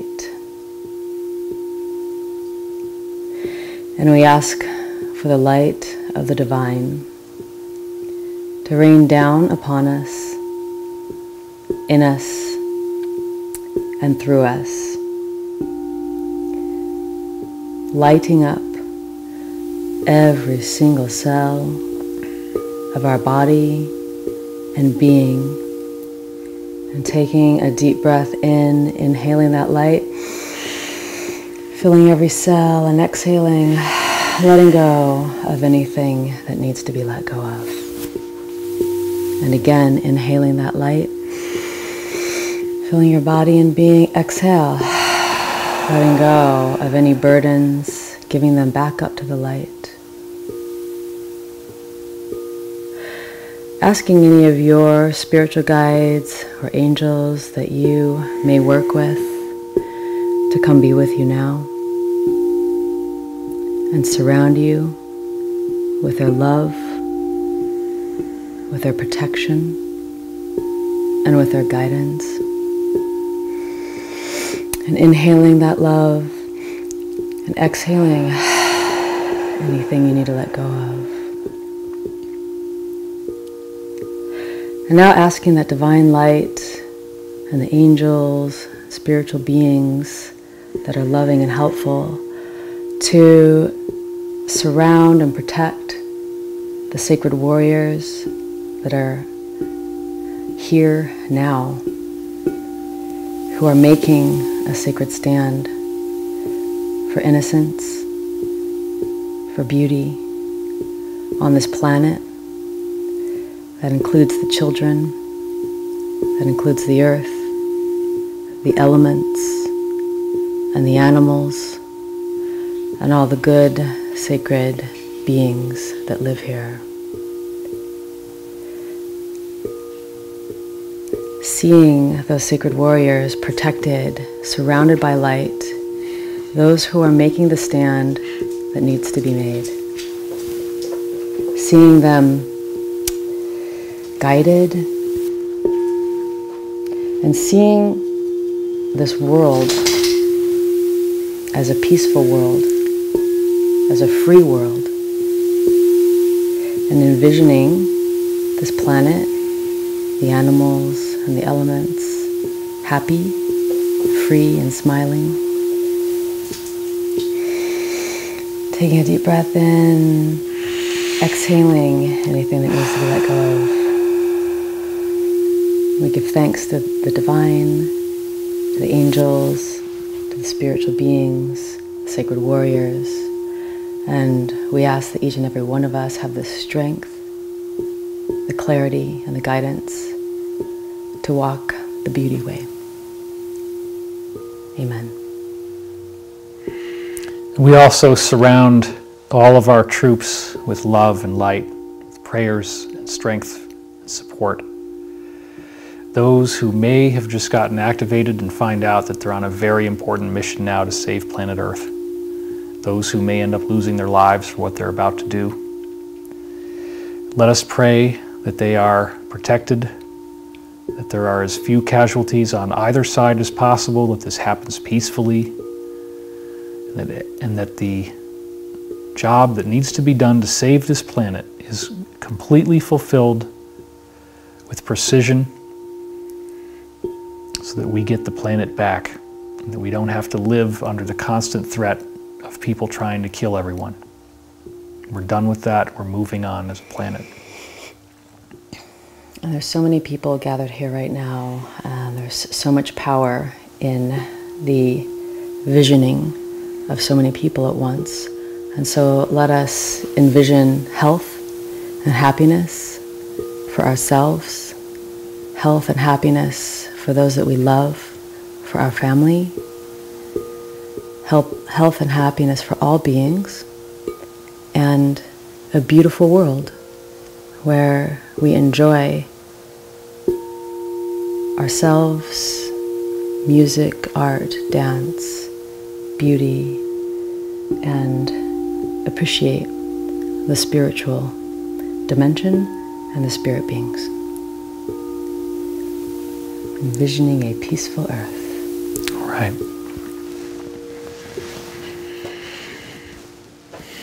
Take a moment now to send all of this earth the thoughts of love. The whole planet might be scared. It might be scared right now. The earth might be afraid of what is going on. The earth might be afraid that this isn't going to work out. The earth might be afraid by seeing everybody so scared. Let's ask that all those people in their homes feel peace. We have the power to reduce this domestic violence, all these reports of restraining orders and horrible arguments. Let's just envision everyone being able to listen more. Practice your emblematic soliloquy if you want to go do that. Take some time to just breathe every day, to not ask others to shoulder too much of your burden, and be helpful and supportive, and kind and considerate and compassionate whenever possible. as this is the truth that will set you free. To just be nice is all the planet is trying to teach us. Let's send that energy to planet Earth, loving this being that is our home, it is our mother, and it is our child. It is being born into this new reality and this new way of living where evil will be exposed and we never again have to repeat the decisions that were made in the past. We never again have to let this demonic control apparatus control us. We are free, sovereign, alive, and eternal. And then I ask you to take this energy and return it back to yourself. It's such a beautiful gift when you can love yourself. To truly love yourself. Without all the complexity, trying to get into some deeper spiritual message or teaching. Without all the intellectualizing and looking for information and looking for specific facts. But to just love yourself. To know that you are okay. You are worthy of love. You are a being of infinite worth. And that is so valuable. You're such a gift. You're such a joy to be around. People love you. And you have so much to offer, and you're so valuable. You are that perfect divine spark of living light, embodied in human form. The universe could be reconstructed just from what you have. Your insights, your thoughts, your perspective is wonderful. And there are so many others who love you as well. You are never alone, and you are never without help, and you are always safe. And again, let's send that safety to our healthcare workers on the front lines. Let's give them everything we've got in this meditation. Envision them being free from any infections, helping people get well, reducing the deaths, getting through this peak period that we're in right now, and regaining our planet. And again, let's support all those who are in any type of military capacity, who are bringing about the change we need at this point in our evolution on Earth. Let us never forget in the greatest sense that you are the light. You are the love. You are the one infinite creator. And this is as it was, as it is now, and as it always shall be. And nothing and no one can ever take that from you. And so it is.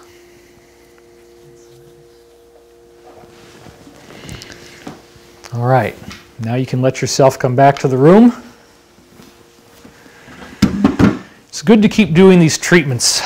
We want to make sure that everything is cool for planet Earth. We want to keep doing that practice that supposedly reduces global crime, terrorism, fatalities by 72% with 7,000 people. How many do we have right now?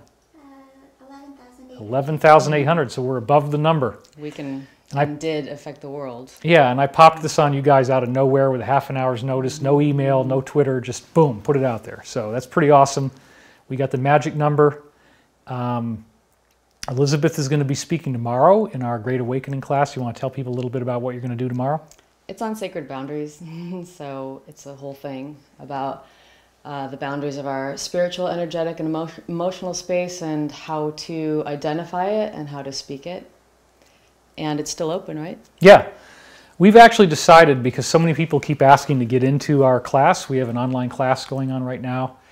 It's I've already done 10 hours of work, so last Sunday and then the Sunday before that I did 2 5-hour lectures that absolutely blew people away. It's all new material.